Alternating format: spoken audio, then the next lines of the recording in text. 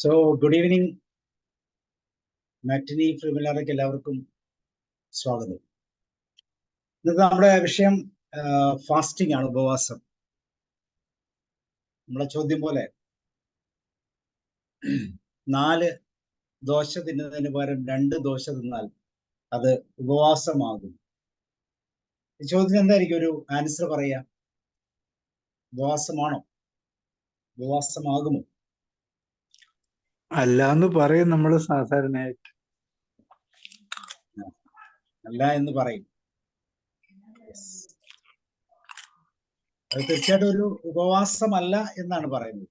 ഉപവാസം എന്ന് പറയുന്നത് നമ്മുടെ ഫുഡ് വിൻഡോ കൃത്യമായിട്ട് മാനേജ് ചെയ്യുന്ന പ്രോസസ്സാണ്. അപ്പൊ എന്താണ് ഈ വിഷയത്തിന്റെ പ്രത്യേകത എന്ന് ചോദിച്ചാൽ, ഇന്നത്തെ ഈ കാലഘട്ടം തന്നെയാണ് അല്ലെ, പ്രത്യേകിച്ച് മനുഷ്യന്റെ സ്വഭാവം എന്ന് തന്നെയാണ്. ഏത് ഭക്ഷണം കഴിക്കണം, എത്ര കഴിക്കണം, എങ്ങനെ ഉണ്ടാക്കി കഴിക്കണം എന്നൊക്കെ വളരെ കൃത്യമായിട്ട് മനുഷ്യർ ശ്രദ്ധയോടെ തീരുമാനിക്കുമെന്നുള്ളതാണ്. അതിനവർക്ക് വ്യക്തമായ ബുദ്ധിയും അല്ലെങ്കിൽ ഇന്റലിജൻസും ഒക്കെ ഉണ്ട്. അതിന് കൂടെ കുറച്ച് ബോധമില്ലായ്മയും കൂടെ ഉണ്ട് എന്നുള്ളതാണ് പ്രശ്നം. മറ്റു ജീവജാലങ്ങളെ പോലെയല്ല, അവരൊക്കെ വളരെ സിസ്റ്റമാറ്റിക് ആണ്. മനുഷ്യൻ എന്തെങ്കിലും കുഴപ്പമുണ്ടാക്കി അത് അവർക്ക് കൊടുത്താൽ അവർ കഴിക്കുന്നു എന്നല്ലാതെ ആക്ച്വലി നാച്ചുറലി അവര് വളരെ പെർഫെക്റ്റ് ആയിട്ടാണ് ജീവിക്കുന്നത്. മനുഷ്യനുമായിട്ടുള്ള മുല്ലപ്പൂമ്പിടിയേറ്റ് കിടന്നാൽ എന്ന് പറയുന്ന പോലത്തെ ഒരു പ്രശ്നം അവിടെയുമുണ്ട്. അപ്പൊ എല്ലാ കാര്യങ്ങളും മുൻകൂട്ടി പ്ലാൻ ചെയ്യാൻ കഴിയുന്ന ബുദ്ധിമാനായ മനുഷ്യന്റെ ബോധമില്ലായ്മയുടെ തലത്തിലാണ് ഒരുപക്ഷെ ഇന്ന് ലോകം ചെന്ന് എത്തി നിൽക്കുന്നത്. അതിന്റെ കാരണം മറ്റൊന്നുമല്ല, എപ്പോഴും ഭക്ഷണം നമുക്ക് അവൈലബിൾ ആണ്. ഭക്ഷണം അവൈലബിൾ അല്ലാത്ത കുറച്ച് വ്യക്തികളെയൊക്കെ അല്ലെങ്കിൽ കുറെ മനുഷ്യരെ നമുക്കറിയാം. എങ്കിൽ പോലും ജനറലായിട്ട് പറയുമ്പോൾ ഭക്ഷണത്തിന്റെ ലഭ്യത വളരെ കൂടുതലാണ്. പണ്ടത്തെ കാലത്തെ പോലെയല്ല. ഇപ്പോൾ എന്ത് കഴിക്കണം, എങ്ങനെ കഴിക്കണം എന്നുള്ളതിനെ കുറിച്ചൊക്കെ നല്ല ധാരണയുണ്ട്. വേണ്ടെന്ന് വെച്ചാലും അതിന്റെ മണവും രുചിയും ഒക്കെ മനസ്സിലേക്ക് വരുമ്പോൾ അറിയാതെ കഴിച്ചു. ഭക്ഷണത്തിന്റെ ലഭ്യത കൂടുന്നതനുസരിച്ച് ഭക്ഷണം വേണ്ട എന്ന് വെക്കാൻ പലപ്പോഴും നമുക്ക് പറ്റുന്നില്ല എന്നുള്ളത് തന്നെയാണ് ഒരു പ്രോബ്ലം. അങ്ങനെയല്ലേ സാർ? വളരെ ശരിയാണ്. കാരണം എനിക്ക് എൻ്റെ എക്സാമ്പിൾ പറഞ്ഞാല്, ഞാൻ ഈ ചായ കുടിക്കുന്നതിൽ ഒത്തിരി മുന്നിലാണ്. പക്ഷെ അങ്ങനെ മുന്നിലാണെങ്കിൽ പോലും സൗകര്യങ്ങൾ ഉണ്ടെങ്കിൽ മാത്രമേ അത് കഴിക്കുന്നുള്ളൂ. നമ്മൾ തിരക്കിൽ പോവുകയാണ്. സാധാരണ കഴിക്കുന്നൊരു കടയുണ്ട്. അവിടെ എത്തുമ്പോൾ ചായ കഴിക്കണം എന്നുള്ള ത്വര നമ്മളിലേക്ക് എത്തുകയാണ്. കാരണം അവൈലബിലിറ്റി അവിടെയുണ്ട്, നല്ല ചായ. പക്ഷെ അതിന്റെ മുന്നിലൂടെ നമ്മൾ അത്യാവശ്യമായിട്ട് പോവുകയാണെങ്കിൽ നമ്മൾ അതിനെക്കുറിച്ച് ചിന്തിക്കുന്നില്ല. അവൈലബിലിറ്റി തന്നെയാണ് നമ്മളെ ഫോഴ്സ് ചെയ്ത് നമ്മുടെ ഉള്ളിലേക്ക് കയറി വരികയാണ്. അപ്പൊ സാറ് പറഞ്ഞത് ശരിയാണ്. അവൈലബിലിറ്റി ഉള്ളപ്പോൾ കൂടുതൽ കഴിക്കണം എന്നാണ് തോന്നുക. അത് ശരിയാണോ തെറ്റാണോ എന്നുള്ളതൊന്നും നമ്മൾ അന്വേഷിക്കാറില്ല. Okay sir. യെസ്, അപ്പൊ അത് തന്നെയാണ് അതിന്റെ ഒരു കാര്യം. വേറെ ആർക്കെങ്കിലും ഒരു കമന്റ് പറയാമോ? ഭക്ഷണം സുലഭമാണ്, പ്രത്യേകിച്ച് നമ്മുടെ മേശകളിലും അടുക്കളയിലൊക്കെ നമ്മൾ ശ്രദ്ധിച്ചു നോക്കിയാൽ മതി. നമ്മുടെ അടുക്കളയിൽ തന്നെ 1 മാസത്തേക്കുള്ള ഭക്ഷണം നമുക്ക് ഉണ്ടാക്കാനുള്ള വിഭവങ്ങൾ നമ്മുടെ കയ്യിലുണ്ട്, ചിക്കനെ കോഴിയെ. അപ്പൊ അത്രമാത്രം സർപ്ലസ് ആയിട്ടുള്ള ഒരു അവസ്ഥയിലാണ്. ഈ ഒരു അവസ്ഥയിൽ നമ്മുടെ ശരീരവുമായിട്ട് അതിനൊന്ന് കണക്ട് ചെയ്ത് നോക്കിയാൽ ശരീരത്തിന്റെ ജീനുകൾക്ക് ഒരു പ്രത്യേകത. ഭക്ഷണമുള്ളപ്പോൾ അത് കൃത്യമായിട്ട് ശരീരത്തിൽ ശേഖരിച്ചു വെക്കും. ഭക്ഷണമില്ലാത്ത സമയത്ത് അത് ശരീരത്തിൽ നിന്ന് എടുത്ത് ഉപയോഗിക്കാനുമുള്ള ഒരു ജനറ്റിക് മ്യൂട്ടേഷൻ അതിനുണ്ട്. ആ ഒരു മ്യൂട്ടേഷൻ പ്രിൻസിപ്പിളിലാണ് ഓരോ കോശങ്ങളും പുനർജനിക്കുന്നത്. പക്ഷെ ഇങ്ങനെ ഒരു പ്രോസസ്സ്, ഇതിന് നമ്മൾ മെറ്റാബോളിക് സ്വിച്ചിങ് എന്നൊക്കെ പറയാം. ഉള്ളപ്പോൾ ശേഖരിച്ചു വെക്കാനും ഇല്ലാതെ വരുമ്പോൾ ശേഖരിച്ചു വെച്ചൊരു സ്ഥലത്ത് നിന്ന് എടുത്ത് ഉപയോഗിക്കാനുമുള്ള ആ ഒരു പ്രൊസീജിയർ. പക്ഷെ ഈ പ്രോസസ്സ് പലപ്പോഴും നമ്മൾ തെറ്റിച്ച് കളയും. കാരണം ഒരിക്കൽ പോലും ഭക്ഷണം ഇല്ലാതെ വരുന്ന ഒരു അവസ്ഥ ഉണ്ടാകാത്തത് കൊണ്ട് ശരീരത്തിൽ സൂക്ഷിച്ചു വെച്ചിരിക്കുന്നതിന്റെ അളവ് കൂടി അത് നമുക്ക് സത്യത്തിൽ കണ്ടാൽ വളരെ വിരൂപമാകുന്ന രീതിയിൽ പോലും മനുഷ്യനായി പോകുന്നു എന്നുള്ളതാണ് എൻ്റെ ഒരു പ്രത്യേകത. ഇതാണ് ഒരുപക്ഷെ ഇന്നത്തെ ഈ കാലത്തെ പ്രശ്നം എന്ന് പറയാം. ഒരുപക്ഷെ അതിനെ തന്നെയാണ് നമ്മൾ പറയുന്നത്. പല പേരുകളിൽ പറയും. വേണമെങ്കിൽ നമുക്കതിനെ പ്രകൃതി ശൈലി രോഗങ്ങൾ എന്നൊക്കെ പറയാം. ഇന്നത്തെ ആഹാര രീതിയും ഇന്നത്തെ സംസ്കാരത്തിന്റെ സ്ഥലവും എല്ലാം മനസ്സിലാക്കിക്കൊണ്ട് ഭക്ഷണം കൂടുതൽ കഴിക്കുകയും ശരീരത്തെ ഒട്ടും അധ്വാനിപ്പിക്കാതെ കഴിച്ചുകൊണ്ടേയിരിക്കും. പ്രത്യേകിച്ച് നമ്മൾ കഴിക്കുന്ന ഫുഡ് കാർബോഹൈഡ്രേറ്റ് ഫുഡാണ് അധികവും. പ്രത്യേകിച്ച് കേരളത്തിനെ എടുത്തു പറയേണ്ട കാര്യമില്ല. ചോറുണ്ടില്ലെങ്കിൽ ഉറക്കം വരാത്ത മനുഷ്യരുടെ ഒരു നാടായി പോയി. അല്ലെങ്കിൽ ശരീരത്തിന് ഒട്ടും ഗുണകരമല്ലാത്ത ഭക്ഷണം കഴിക്കുന്ന ഒരു സ്വഭാവമുള്ളവരാണ് നമ്മൾ. അപ്പൊ അതുകൊണ്ട് തന്നെ ഈ NHM ബേസ്ഡ് ആയിട്ടുള്ള ഫുഡ് കഴിക്കുമ്പോൾ അത് ഈ പറയുന്ന മെറ്റാബോളിക് സ്വിച്ചിങ് എന്ന് പറയുന്ന പ്രോസസ്സ്, കൊഴുപ്പിനെ വീണ്ടും തിരിച്ചുപയോഗിക്കാൻ പറ്റുന്ന ആ പ്രൊസീജിയറിലേക്ക് ഒരിക്കലും പോകാൻ സാധിക്കത്തില്ല. അപ്പൊ നമ്മൾ എന്ത് ചെയ്യും? ഭക്ഷണം കഴിക്കും, സ്റ്റോർ ചെയ്യും. എപ്പോഴൊക്കെ ഗ്ലൂക്കോസിന്റെ അളവ് കുറയുന്നു എന്ന് തോന്നിയാൽ, ശരീരത്തിന് ക്ഷീണം ഉണ്ടായാൽ, നമ്മൾ ആദ്യത്തെ പ്രോസസ്സ് എന്ന് പറയുന്നത് വീണ്ടും ഭക്ഷണം കഴിക്കുക എന്നുള്ളതാണ്. ക്ഷീണം തോന്നിയാൽ ഉടനെ വീണ്ടും ഭക്ഷണം കഴിക്കും. അങ്ങനെ വീണ്ടും ഭക്ഷണം കഴിക്കുമ്പോൾ ഈ സ്വിച്ചിങ് ഒരിക്കലും നടക്കത്തില്ല. എന്നുവെച്ചാൽ ഇൻസുലിന്റെ അളവ് ഗ്ലൂക്കോസിൽ നിന്ന് ഡയറക്റ്റ്, അല്ലെങ്കിൽ നമ്മൾ കഴിക്കുന്ന ഫുഡിൽ നിന്ന് ഡയറക്റ്റ് എടുക്കുന്ന അവസ്ഥ, ഒരുപക്ഷെ പാൻക്രിയാസിന്റെ ബീറ്റാ സെൽസ് വർക്ക് ചെയ്യാത്ത ഒരു അവസ്ഥയിലേക്ക് നമ്മൾ കടന്നു പോകും. അങ്ങനെ ഇൻസുലിൻ ലെവൽ കുറഞ്ഞാൽ ഉടനെ ഗ്ലൂക്കോസ് കുറയുന്നു, വീണ്ടും വിശക്കുന്നതായിട്ടുള്ള ഒരു ഫീലിംഗ് നമ്മളിലേക്ക് ഉണ്ടാകുന്നു.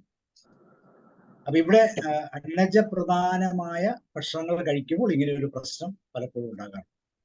അപ്പൊ ഇതാണ് സത്യത്തില് സംഭവിക്കുന്നത്. എന്താണ്? നമ്മുടെ ശരീരത്തിലെ എല്ലാ സിഗ്നൽസും കൊടുക്കാനുള്ള മാർഗമുണ്ട്. ശരീരം ഭക്ഷണം കൊണ്ട് വയറ് നിറഞ്ഞു കഴിഞ്ഞാൽ, അല്ലെങ്കിൽ തൃപ്തിയായി കഴിഞ്ഞാൽ, സക്ലേറ്റി ഫീഡ്ബാക്ക് സിഗ്നലിംഗ് എന്ന് പറയുന്ന ഒരു പ്രോസസ്സിലേക്ക് പോലും പോകാൻ സമ്മതിക്കാത്ത രീതിയിൽ ഒരു പ്രത്യേക സിസ്റ്റം നമ്മുടെ ശരീരത്തിൽ തന്നെ ഡെവലപ്പ് ചെയ്യുക. അപ്പൊ അതുകൊണ്ട് നമുക്ക് പലപ്പോഴും മുന്നോട്ട് പോകാൻ, അല്ലെങ്കിൽ പ്രയോജനകരമായ രീതിയിൽ മുന്നോട്ട് പോകാൻ സാധിക്കുന്നു. 2016 നോബൽ പ്രൈസ് ലഭിച്ച ഒരു ശാസ്ത്രജ്ഞനുണ്ട്. അദ്ദേഹം ഒരു പുതിയ കണ്ടുപിടുത്തം നടത്തി. സത്യത്തിൽ ആ പ്രോസസ്സ് തന്നെ സെൽഫ് ഈറ്റിംഗ് ആണ്. നമ്മളുടെ കോശങ്ങൾ അതിനാവശ്യമില്ലാത്ത എല്ലാ ഭാഗങ്ങളും, പ്രയോജനകരമായി ഗുണകരമായ എല്ലാ ഭാഗങ്ങളും സ്വയം ഭക്ഷിക്കും. ഓട്ടോഫാഗിങ് എന്ന് പറയുന്ന, ഓട്ടോഫജി എന്നൊക്കെ പറയുന്ന ഒരു കോൺസെപ്റ്റ് ആണ് അവിടെ ഡെവലപ്പ് ചെയ്യുന്നത്. ഇപ്പൊ ശരീരത്തെ, അല്ലെങ്കിൽ ശരീരത്തിലെ കോശങ്ങളെ പട്ടിണിക്കിടാനുള്ള ആ ഒരു താല്പര്യം, ആ ഒരു അറിവ് നമ്മുടെ ജീവിതത്തിൽ ഉണ്ടാകുന്നുണ്ട്. എല്ലാ കോശങ്ങൾക്കും ഒരുപോലെ ബുദ്ധി ഉണ്ട് എന്നാണ് പറയുന്നത്. എല്ലാ കോശങ്ങളുടെ ഇന്റലിജൻസ് ആണ് നമ്മുടെ ടോട്ടൽ ഇന്റലിജൻസ്. അപ്പൊ ഈ കോശങ്ങളുടെ ബുദ്ധിയുടെ തലത്തിൽ നിന്ന് കോശങ്ങളിലേക്ക് അകത്തേക്കും പുറത്തേക്കും എപ്പോഴും ഒരു ഫ്ലോ ഉണ്ടാകും. നല്ല പോഷകങ്ങൾ അകത്തേക്ക് കയറണം. അതേപോലെ തന്നെ ശരീരത്തിൽ, അല്ലെങ്കിൽ കോശങ്ങളിൽ ഉണ്ടാകുന്ന വേസ്റ്റ് അതേ രീതിയിൽ തന്നെ പുറത്തേക്കും പോകും. അങ്ങനെ അകത്തേക്കും പുറത്തേക്കുമുള്ള ഈ യാത്ര സുഗമമാണെങ്കിൽ തീർച്ചയായിട്ടും നമ്മുടെ കോശങ്ങളുടെ ആരോഗ്യവും വളരെ മെച്ചപ്പെട്ടതായി. അങ്ങനെ കോശത്തിന്റെ മെച്ചപ്പെട്ട ഈ ആരോഗ്യത്തിലേക്ക് എത്തിച്ചേരാൻ നമ്മൾ ആദ്യം പറഞ്ഞ ഈ മെറ്റാബോളിക് സ്വിച്ചിങ് അത്യാവശ്യമാണ്. പലപ്പോഴും നമ്മൾ ഈ മെറ്റാബോളിക് സ്വിച്ചിങ്ങിലേക്ക് എത്താനുള്ള ആ ഒരു സമയം, ഒരു അറിവ്, ഒരു തിരിച്ചറിവ് കൃത്യമായിട്ട് ഉപയോഗിക്കുന്നില്ല എന്നുള്ളത് തന്നെയാണ് സത്യത്തിൽ പ്രശ്നം. അപ്പൊ ഇവിടെയാണ് ഈ ഫാസ്റ്റിംഗ് എന്ന് പറയുന്ന ഈ പ്രോസസ്സിന്റെ ഏറ്റവും വലിയ പ്രത്യേകത എന്ന് പറയുന്നത്. നമുക്ക് എല്ലാവർക്കും അറിയാം, ഉപവാസം എന്ന് പറയുന്നത് പ്രകൃതിയുടെ നിയമമാണ്.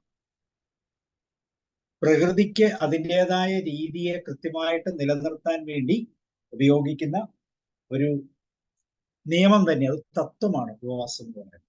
ഞാൻ കേട്ട് കാണുന്നുള്ളൂ, ഒരു നേരം ഭക്ഷണം കഴിക്കുന്നവനെ യോഗി എന്ന് വിളിക്കും, 2 നേരം ഭക്ഷണം കഴിക്കുന്നവനെ ഭോഗി എന്ന് വിളിക്കും, 3 നേരമാകുമ്പോൾ രോഗി എന്ന് വിളിക്കും. നമ്മൾ ആരാണെന്ന് ചോദിച്ചാൽ 3-ന് പകരം 4-ഉം 5-ഉം 6-ഉം നേരം ഭക്ഷണം കഴിക്കാൻ സന്മനസ്സുള്ളവരാണ് നമ്മൾ. അപ്പൊ അതുകൊണ്ട് തന്നെ നമ്മൾ വെറും രോഗിയല്ല, ഒരു മുഴു രോഗിയാണെന്ന് വേണമെങ്കിൽ പറയാം. ഏത് നിമിഷവും രോഗാവസ്ഥയിലേക്ക് കടന്നു പോകാൻ പറ്റുന്ന വിധത്തില് അത്രമാത്രം നെഗറ്റീവ് എനർജി ഉൾക്കൊള്ളുന്ന ഒരു ശാരീരിക അവസ്ഥയിലാണ് നമ്മൾ എന്ന് വേണമെങ്കിൽ പറയാം. ഇവിടെയാണ് നമ്മൾ ഹൈദരാബാദിലുള്ള ഒരു വ്യക്തിയെ നമ്മൾ ഓർക്കുന്നത്. ഏകദേശം 73-ലധികം വയസ്സ് പ്രായമുള്ള ഖീര രത്തൻ മനെ എന്ന് പറയുന്ന ഒരു വ്യക്തി. അദ്ദേഹം വെള്ളം ഒഴികെ മറ്റൊരു ഭക്ഷണം കഴിക്കും, കൺപോളെ അടയ്ക്കത്തില്ല, വെള്ളം കുടിക്കും, സൂര്യനിൽ നിന്നുള്ള രശ്മികളാണ് അദ്ദേഹത്തിന്റെ ഊർജം എന്നാണ്. തീർച്ചയായിട്ടും ശാസ്ത്രലോകത്തിനും വൈദ്യലോകത്തിനും ഒക്കെ വൈദ്യശാസ്ത്രത്തിനും ഒക്കെ അദ്ദേഹം ഒരു വലിയ വിസ്മയം തന്നെയാണ്. എങ്ങനെയാണ് അദ്ദേഹത്തിന് ഇങ്ങനെ ചെയ്യാൻ പറ്റുന്നത്? തീർച്ചയായിട്ടും അതൊരു കണ്ടീഷനിങ്ങിന്റെ പാർട്ടാണ്. നമ്മൾ കണ്ടീഷൻ ചെയ്തെടുക്കുകയാണ്. അപ്പൊ ഇവിടെ ഫാസ്റ്റിംഗ് എന്ന് പറയുന്ന പ്രോസസ്സിലേക്ക് പോകണമെങ്കിൽ നമ്മുടെ ശരീരത്തിന്റെ യഥാർത്ഥത്തിലുള്ള സ്ഥിതി എന്താണെന്ന് നമ്മൾ തിരിച്ചറിയണം. അവിടെ ഒരു കണ്ടീഷനിങ് ആവശ്യമുണ്ട്. നമുക്ക് ഒരു നേരം കഴിക്കാതിരുന്നാൽ എന്ത് സംഭവിക്കും എന്ന് അറിയാനുള്ളൊരു സാഹചര്യം ഉണ്ടെങ്കിലല്ലേ അത് കൃത്യമായിട്ട് ഉപയോഗിക്കാൻ പറ്റും. അല്ലെങ്കിൽ 2 നേരം അല്ലെങ്കിൽ ഒരു ദിവസം നമ്മൾ ഭക്ഷണം കഴിക്കാതിരിക്കുന്ന ഒരു അവസ്ഥ നമ്മുടെ ജീവിതത്തിൽ ഉണ്ടായിട്ടുണ്ടോ? തീർച്ചയായിട്ടും ഉണ്ട്. അതെപ്പോഴായിരുന്നു? വളരെ ചെറിയ കാലഘട്ടം. എനിക്ക് ഓർമ്മയുണ്ട്. 2 നേരമൊക്കെ ഭക്ഷണം കഴിക്കാതിരുന്ന് ആ പൈസ സേവ് ചെയ്തതൊക്കെ ഞാൻ ഓർക്കുന്നുണ്ട്. കാരണം അന്ന് അത്രമാത്രം സാമ്പത്തിക ബുദ്ധിമുട്ടുകളും പരാധീനതകളും ഒക്കെ ഉണ്ടായിരുന്നു. അതൊക്കെ വളരെ ചുരുക്ക കാലഘട്ടങ്ങളിലുള്ളൂ. പക്ഷെ എന്നെക്കാളും ഒത്തിരിയും അത് കൃത്യമായിട്ട് അനുഭവിച്ചവരുണ്ട്.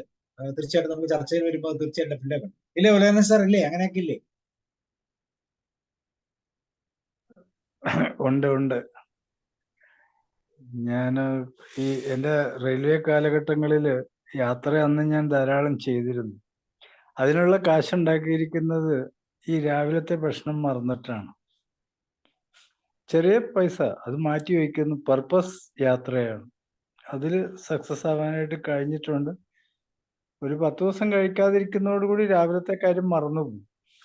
ആ ഒരു സ്റ്റേജിലേക്ക് നമുക്ക് വളർത്തിക്കൊണ്ട് വരാം. അത് എപ്പോഴാണെങ്കിലും. രാത്രി ഭക്ഷണം ഉപേക്ഷിക്കുന്ന ആളുകൾ ധാരാളമാണ്. ഇപ്പൊ എൻ്റെ സ്ഥിതി അതൊന്നും അല്ല എങ്കിലും സർ.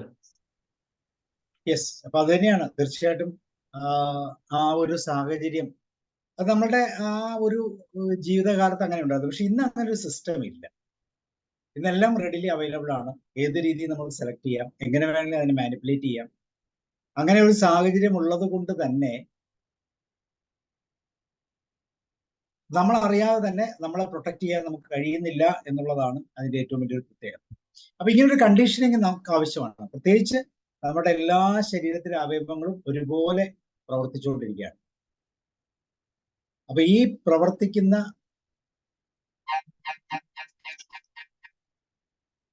അവയവങ്ങൾക്ക് ഒരു റെസ്റ്റ് വേണം. തീർച്ചയായിട്ടും ആ റെസ്റ്റാണ് നമ്മൾ ബോധപൂർവം നേടിയെടുക്കേണ്ടത്. ഉറക്കത്തിൽ അതാണ് സംഭവിക്കുന്നത്. ഉറങ്ങുന്ന സമയത്ത് തീർച്ചയായിട്ടും നമ്മുടെ അവയവങ്ങളെല്ലാം സ്വസ്ഥമാണ്. എല്ലാം സ്വസ്ഥമല്ല, പക്ഷെ സ്വസ്ഥമാകുന്ന രീതിയിലുള്ള ഒരു താളക്രമം അതിന് കിട്ടുന്നു. അപ്പൊ സാധാരണ ഉറങ്ങുക എന്ന പ്രവൃത്തിയിലൂടെ നമുക്ക് ലഭിക്കുന്ന ഇതാണ്. തന്നെയല്ല നമ്മുടെ പഞ്ചേന്ദ്രിയങ്ങൾ, എല്ലാ ഇന്ദ്രിയങ്ങളും, കണ്ണ്, ചെവി, മൂക്ക്, നാക്ക്, ത്വക്ക് ഇവയെല്ലാം എപ്പോഴും പ്രവൃത്തിയിലാണ്. അതിന് വിശ്രമം കിട്ടുന്ന സമയം. ഉപവാസം അനുഷ്ഠിക്കുന്നതിലൂടെ നമ്മുടെ ശരീരത്തിൽ അടിഞ്ഞുകൂടുന്ന വിഷാംശങ്ങൾ അല്ലെങ്കിൽ വേസ്റ്റ് പ്രൊഡക്ട്സ് എല്ലാം നമുക്ക് ശരീരത്തിൽ നിന്ന് മാറ്റി സംരക്ഷിക്കാനുള്ള ഒരു സമയം കിട്ടും. എന്നുവെച്ചാൽ നമ്മൾ കഴിക്കുന്ന ഭക്ഷണം വേണ്ട വിധം ദഹിച്ചിട്ട് വേണം അടുത്ത ഭക്ഷണത്തിന്റെ ഭാഗത്തേക്ക് കടന്നു പോകാൻ എന്ന് ചിന്തിക്കുന്ന ഒരു സാഹചര്യം.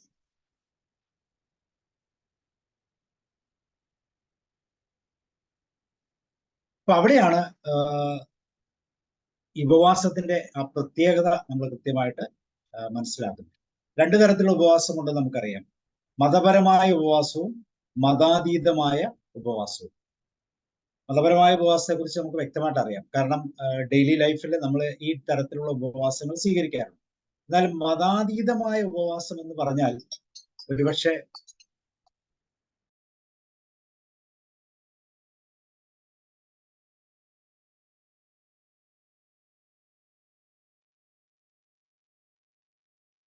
മതാതീതമായ ഉപവാസം എന്ന് നമ്മൾ പറഞ്ഞാല് നമ്മൾ ഗാന്ധിയെ ഒന്ന് ഓർത്താൽ മതി അല്ലെ? ഗാന്ധിജിയുടെ ഒരു ഉപവാസം മതേതരവും രാഷ്ട്രീയപരവുമായ അഹിംസയുടെ ഒരു സമരമാർഗത്തിലൂടെയുള്ള ഒരു ഉപവാസമായിരുന്നു.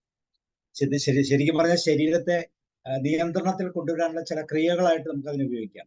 അതിൽ ഏറ്റവും കൂടുതൽ ഗാന്ധിജി ഉപയോഗിച്ചിരിക്കുന്ന ഒരു പ്രവൃത്തി എന്ന് പറയുന്നത് അല്ലെങ്കിൽ ഒരു രീതി എന്ന് പറയുന്നത് മൗനവ്രതമായിരുന്നു. കൃത്യമായിട്ട് അത് ഉപയോഗിക്കുമായിരുന്നു. നമ്മൾ ആദ്യം പറഞ്ഞ ഇന്ദ്രിയങ്ങളെല്ലാം കൃത്യമായിട്ട് മാനേജ് ചെയ്യാൻ പറ്റുന്ന രീതിയിൽ ഒരു മൗനവ്രതം. ഇന്ന് ഇന്നത്തെ സാഹചര്യം മൗനവ്രതത്തിന്റെ സാഹചര്യമല്ല. എപ്പോഴും മുന്നിൽ നിൽക്കാൻ വേണ്ടി മുന്നിൽ പറഞ്ഞ് ഏറ്റവും ആദ്യം പറഞ്ഞ് ഏറ്റവും കൂടുതൽ പ്രശ്നങ്ങൾ ഉണ്ടാക്കുന്ന ഒരു കാലഘട്ടത്തിലാണ് നമ്മൾ നിൽക്കുന്നത്. അപ്പൊ ഇതൊന്നും നമുക്ക് പ്രാക്ടീസ് ചെയ്യാൻ പലപ്പോഴും പറ്റത്തില്ല. പക്ഷെ ഏറ്റവും നല്ലൊരു മാർഗമാണ് സൈലൻസ് എന്ന് നമ്മൾ കേട്ടിട്ടുണ്ട്. പല സാഹചര്യങ്ങളെ അല്ല വിപരീത സാഹചര്യങ്ങളെയും വളരെ ഈസി ആയിട്ട് മാനേജ് ചെയ്യാൻ പറ്റുന്ന ഒരു മെത്തേഡായിട്ട് നമുക്ക് മൗനവ്രതത്തെ കാണാം. അതുപോലെ തന്നെ നിരാഹാരം, അവിടെയാണ് നമ്മൾ ഗാന്ധിജിയുടെ ഉപവാസത്തിന്റെ പ്രത്യേകതകളൊക്കെ ആയിട്ട് കാണുന്നത്. ശാരീരികമായിട്ടുള്ള ആ അവസ്ഥയെല്ലാം നമുക്കറിയാം. നല്ല പ്രവർത്തികൾ ചെയ്യുന്നതിന് മുമ്പൊക്കെ ഈ വ്രതങ്ങൾ പൊതുവെ എല്ലാവരും എടുത്തിരുന്നു. പ്രത്യേകിച്ച് യുദ്ധത്തിന് പോകുന്നതിന് മുമ്പ്, അല്ലെങ്കിൽ വിവാഹത്തിന് മുമ്പ്, രാജാവിന്റെ ഒക്കെ അഭിഷേകത്തിന് മുമ്പ്, ഈ സമയങ്ങളിലൊക്കെ ഈ വ്രതങ്ങൾ കൃത്യമായിട്ട് എടുത്തിരുന്നു. അല്ലെങ്കിൽ ഉപവാസത്തിന് അതിന്റെ ശക്തിയുണ്ട്. ഇന്ന് ഉപവാസമൊക്കെ എടുക്കുന്നുണ്ട്, മതപരമായിട്ടും ഉണ്ട്. പക്ഷെ അതിന്റെ ആന്തരികമായ മർമ്മം എന്താണെന്ന് ചോദിച്ചാൽ അത് വെറും ആചാരപരമായി പോകുന്നു എന്നുള്ളതാണ്. ഈ ഉപം എന്ന് പറഞ്ഞാല് സമീപം എന്നാണ്, വാസം എന്ന് വെച്ചാൽ വസിക്കുക. അപ്പൊ ഉപവാസം എന്ന് വെച്ചാൽ എന്തായിരിക്കും? അടുത്ത് വസിക്കുക, ചേർന്ന് വസിക്കുക. ആരോട് ചേർന്നാണ്? നമ്മൾ റിലീജിയസ് ആയി പറയുന്നത് ദൈവത്തോട് ചേർന്ന് വസിക്കുക എന്ന്. പക്ഷെ ഇച്ചിരൂടെ കൃത്യമായിട്ട് പറഞ്ഞാൽ നമ്മുടെ ശരീരത്തോട് ചേർന്ന് വസിക്കുക എന്നുള്ള ഒരു അർത്ഥത്തിലായിരിക്കും അത് കൂടുതൽ പ്രയോജനകരമാകുന്നത്. ശരീരത്തിനും മനസ്സിനും ആത്മാവിനും ഉപവാസം കൊണ്ട് ഗുണമുണ്ടെങ്കിലും കൂടുതൽ പ്രയോജനകരമാകുന്നത് ശരീരവുമായിട്ടുള്ള ബന്ധത്തിലാണ്, ഫിസിക്കലാണ്. അതുകൊണ്ട് തന്നെ ശരീരത്തോട് ചേർന്ന് ജീവിക്കുക, ശരീരത്തിന്റെ അന്തരാവയവങ്ങളെ കൃത്യമായിട്ട് തിരിച്ചറിയുക, അവരുടെ പ്രവർത്തനങ്ങൾക്ക് ആവശ്യമായ വിശ്രമം കിട്ടുന്നുണ്ടോ എന്ന് നമ്മൾ തിരിച്ചറിയുക, വേണ്ട വിശ്രമത്തിന് വേണ്ട സമയം പ്രൊവൈഡ് ചെയ്യുക. ഇങ്ങനെ പല രീതിയിൽ നമുക്ക് ഈ ഉപവാസത്തെ കാണാം, സമീപത്ത് വസിക്കുന്ന ആ പ്രശ്നത്തെ കാണാം. അപ്പൊ നമ്മളുടെ ശരീരം നമുക്ക് തരുന്ന സിഗ്നൽസിനെ കൃത്യമായിട്ട് മനസ്സിലാക്കിക്കൊണ്ട് ആ സിഗ്നൽസിൽ നിന്ന് കൃത്യമായിട്ടുള്ള അറിവ് നേടി ശരീരത്തെ കൂടുതൽ പ്രൊട്ടക്ട് ചെയ്ത് മുന്നോട്ട് പോകാനുള്ള ആ ഒരു രീതി. തീർച്ചയായിട്ടും നമുക്ക് അറിയാം, നമ്മുടെ ഭാരതീയ പൈതൃകം ഉപവാസത്തിന് ഒത്തിരി പ്രാധാന്യം കൊടുക്കുന്നു. അത് തന്നെയാണ് ഞാൻ ആദ്യം പറഞ്ഞ 2016 വൈദ്യശാസ്ത്രത്തിന് നോബൽ സമ്മാനം നേടിയ ജപ്പാനിലെ ശാസ്ത്രജ്ഞൻ, അദ്ദേഹത്തിന്റെ പേര് തന്നെ യോഷിനോറി ഒഹോസുമി എന്നാണ്. അദ്ദേഹത്തിന്റെ കണ്ടെത്തൽ വളരെ പ്രാധാന്യമുള്ള ഒരു കണ്ടെത്തൽ തന്നെയാണ്. ഭക്ഷണം കഴിക്കാത്ത അവസ്ഥയിൽ ശരീരത്തിലെ നിർജീവ കോശങ്ങളെ സ്വയം ഭക്ഷിക്കുന്ന ഒരു പ്രക്രിയ. ശരീരത്തില് കേടുവന്നതോ അല്ലെങ്കിൽ പ്രവർത്തനക്ഷമമല്ലാത്തതുമായിട്ടുള്ള കോശങ്ങളെ സ്വയം ഭക്ഷണമായിട്ട് ഉപയോഗിക്കുന്ന ആ പ്രോസസ്സ്, ഓട്ടോഫാഗി എന്നും ഓട്ടോഫജി എന്നൊക്കെ കൃത്യമായി പറയുന്ന ആ പ്രോസസ്സ്. അപ്പൊ ഈ പ്രോസസ്സ് തന്നെയാണ് നമ്മുടെ ശരീരത്തിൽ നടക്കേണ്ടത്. നമ്മുടെ ശരീരത്തിലെ ഡോർമൻ സെൽസ് കൃത്യമായിട്ട് ആക്റ്റീവ് ആകുന്ന സമയം, നമുക്കറിയാം, ഒരു യുദ്ധം വരുമ്പോൾ ആ യുദ്ധത്തിന് സാധ്യതയുള്ള സ്ഥലങ്ങളിലെല്ലാം പട്ടാളക്കാർ വളരെ കൃത്യമായി വിന്യസിക്കും എന്ന് പറയുന്ന പോലെ നമ്മുടെ ശരീരത്തിൽ എവിടെയെങ്കിലും ഒരു നെഗറ്റിവിറ്റി ഉണ്ടാകുന്ന സമയത്ത് ആ കൃത്യമായിട്ടുള്ള ഒരു എക്സ്ട്രാ പ്രോസസ്സ് അവിടെ നടക്കുന്നു. അപ്പൊ ആ പ്രോസസ്സ് നടക്കാൻ നമ്മുടെ കോശങ്ങൾ കപ്പാസിറ്റി ഉണ്ട്, അതിനുള്ള ഇന്റലിജൻസ് ഉണ്ട്. പക്ഷെ പലപ്പോഴും ആ ഇന്റലിജൻസിനെ മറികടന്നുകൊണ്ട് നമ്മൾ സത്യത്തിൽ ആ കോശങ്ങളെയൊക്കെ തോൽപ്പിക്കുകയാണ് ചെയ്യുന്നത്. അപ്പൊ ഈ അഴുക്കുകളെ കൃത്യമായിട്ട് കളയാനുള്ള സമയം കൊടുക്കുന്നതോടുകൂടി ഓട്ടോമാറ്റിക്കായിട്ട് ഒരു മെറ്റാബോളിക് പ്രോസസ്, ഉപാപചയ പ്രവർത്തനം അവിടെ കൃത്യമായിട്ട് നടക്കും. കോശങ്ങൾക്ക് കൂടുതൽ ശക്തി ഉണ്ടാകുന്നു. അതിൽ നിർജീവ കോശങ്ങളൊക്കെ വേസ്റ്റ് ആയിട്ട് തള്ളപ്പെടുന്നു, ആവശ്യമില്ലാത്തതിനെല്ലാം പുറത്തേക്ക് തള്ളപ്പെടുന്ന ഒരവസ്ഥ. ഇവിടെയാണ് ഈ ജീവിത ശൈലി രോഗങ്ങളായ പ്രമേഹവും രക്തസമ്മർദ്ദവും ക്യാൻസറും പോലുള്ള രോഗങ്ങളിലേക്കൊക്കെ വഴിതെളിക്കുന്നു. ശരീരത്തിന് വേണ്ട പ്യൂരിറ്റി, ക്ലാരിറ്റി, ക്ലിയർ ആയിട്ട് ശരീരത്തിന്റെ കോശങ്ങളെ ജീവിക്കാൻ നമ്മൾ അനുവദിക്കുന്നില്ല എന്നുള്ളത് തന്നെയാണ് എൻ്റെ പ്രശ്നം. ഉപവാസം എന്ന് പറയുന്നത് ഒരിക്കലും ഒരു ചികിത്സാ രീതിയായിട്ട് ഉപയോഗിക്കാറില്ല. ഒരു ചികിത്സയ്ക്ക് ഉപവാസം പറയാറില്ല. പക്ഷെ ഏതൊരു ചികിത്സയ്ക്കും പ്രയോജനകരമായിട്ടുള്ള ഗുണങ്ങൾ ഉപവാസത്തിലൂടെ ലഭിക്കും.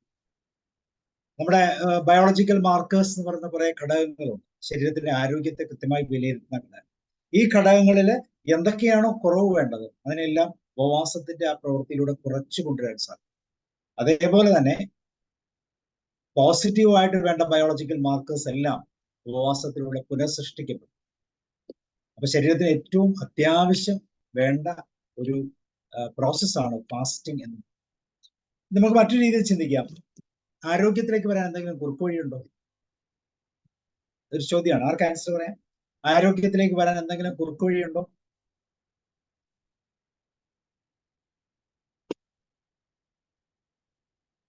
എന്തെങ്കിലും കുറുക്കുവഴി നമ്മൾ ഉപയോഗിച്ചിട്ടുണ്ടോ? ആവശ്യമുള്ളപ്പോ മാത്രം ഭക്ഷണം കഴിക്കുക സാറേ. Yes yes. അപ്പൊ ആ കുറുക്കുവഴിയുണ്ട്. ആ കുറുക്കുവഴി എന്ന് പറയുന്നതാണ് ഉപവാസം.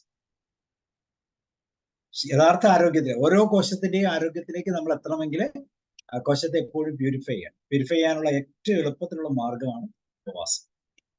പക്ഷെ ഉപവാസം അത്ര എളുപ്പത്തിൽ നമുക്ക് ചെയ്യാൻ പറ്റത്തില്ല. അതുകൊണ്ടാണ് ഞാൻ പറഞ്ഞത് ചികിത്സാപരമായ തെറാപ്യൂട്ടിക്കൽ ഫാസ്റ്റിംഗ് എന്ന് പറയും.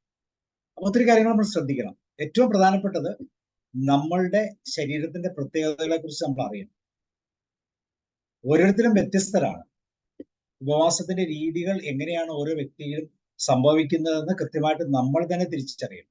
ഒരുപക്ഷെ അത് ഡോക്ടർ തിരിച്ചറിയുന്നതിനേക്കാൾ കൂടുതൽ ഒരു നേരം ഭക്ഷണം കഴിക്കാതിരിക്കുമ്പോൾ നമ്മുടെ ശരീരത്തിൽ നിന്ന് തരുന്ന സിഗ്നൽസ് എന്തൊക്കെയാണ്, ഏതൊക്കെ രീതിയിലാണ് അത് പ്രവർത്തിക്കുന്നത്, എങ്ങനെയാണ് നമ്മളുടെ എനർജിയെ അത് ബാധിക്കുന്നത് എന്നൊക്കെ തിരിച്ചറിയാനുള്ള ഒരു കോൺഷ്യസ്നെസ് അല്ലെങ്കിൽ അതിനുള്ള ഒരു അവസരം നമ്മൾ സ്വയമായിട്ടുണ്ടാക്കും. ഓരോരുത്തരുടെ ആരോഗ്യം വ്യത്യസ്തമായത് കൊണ്ട് തന്നെ ഉപവാസത്തിന്റെ രീതികളും മാറിയിരിക്കും.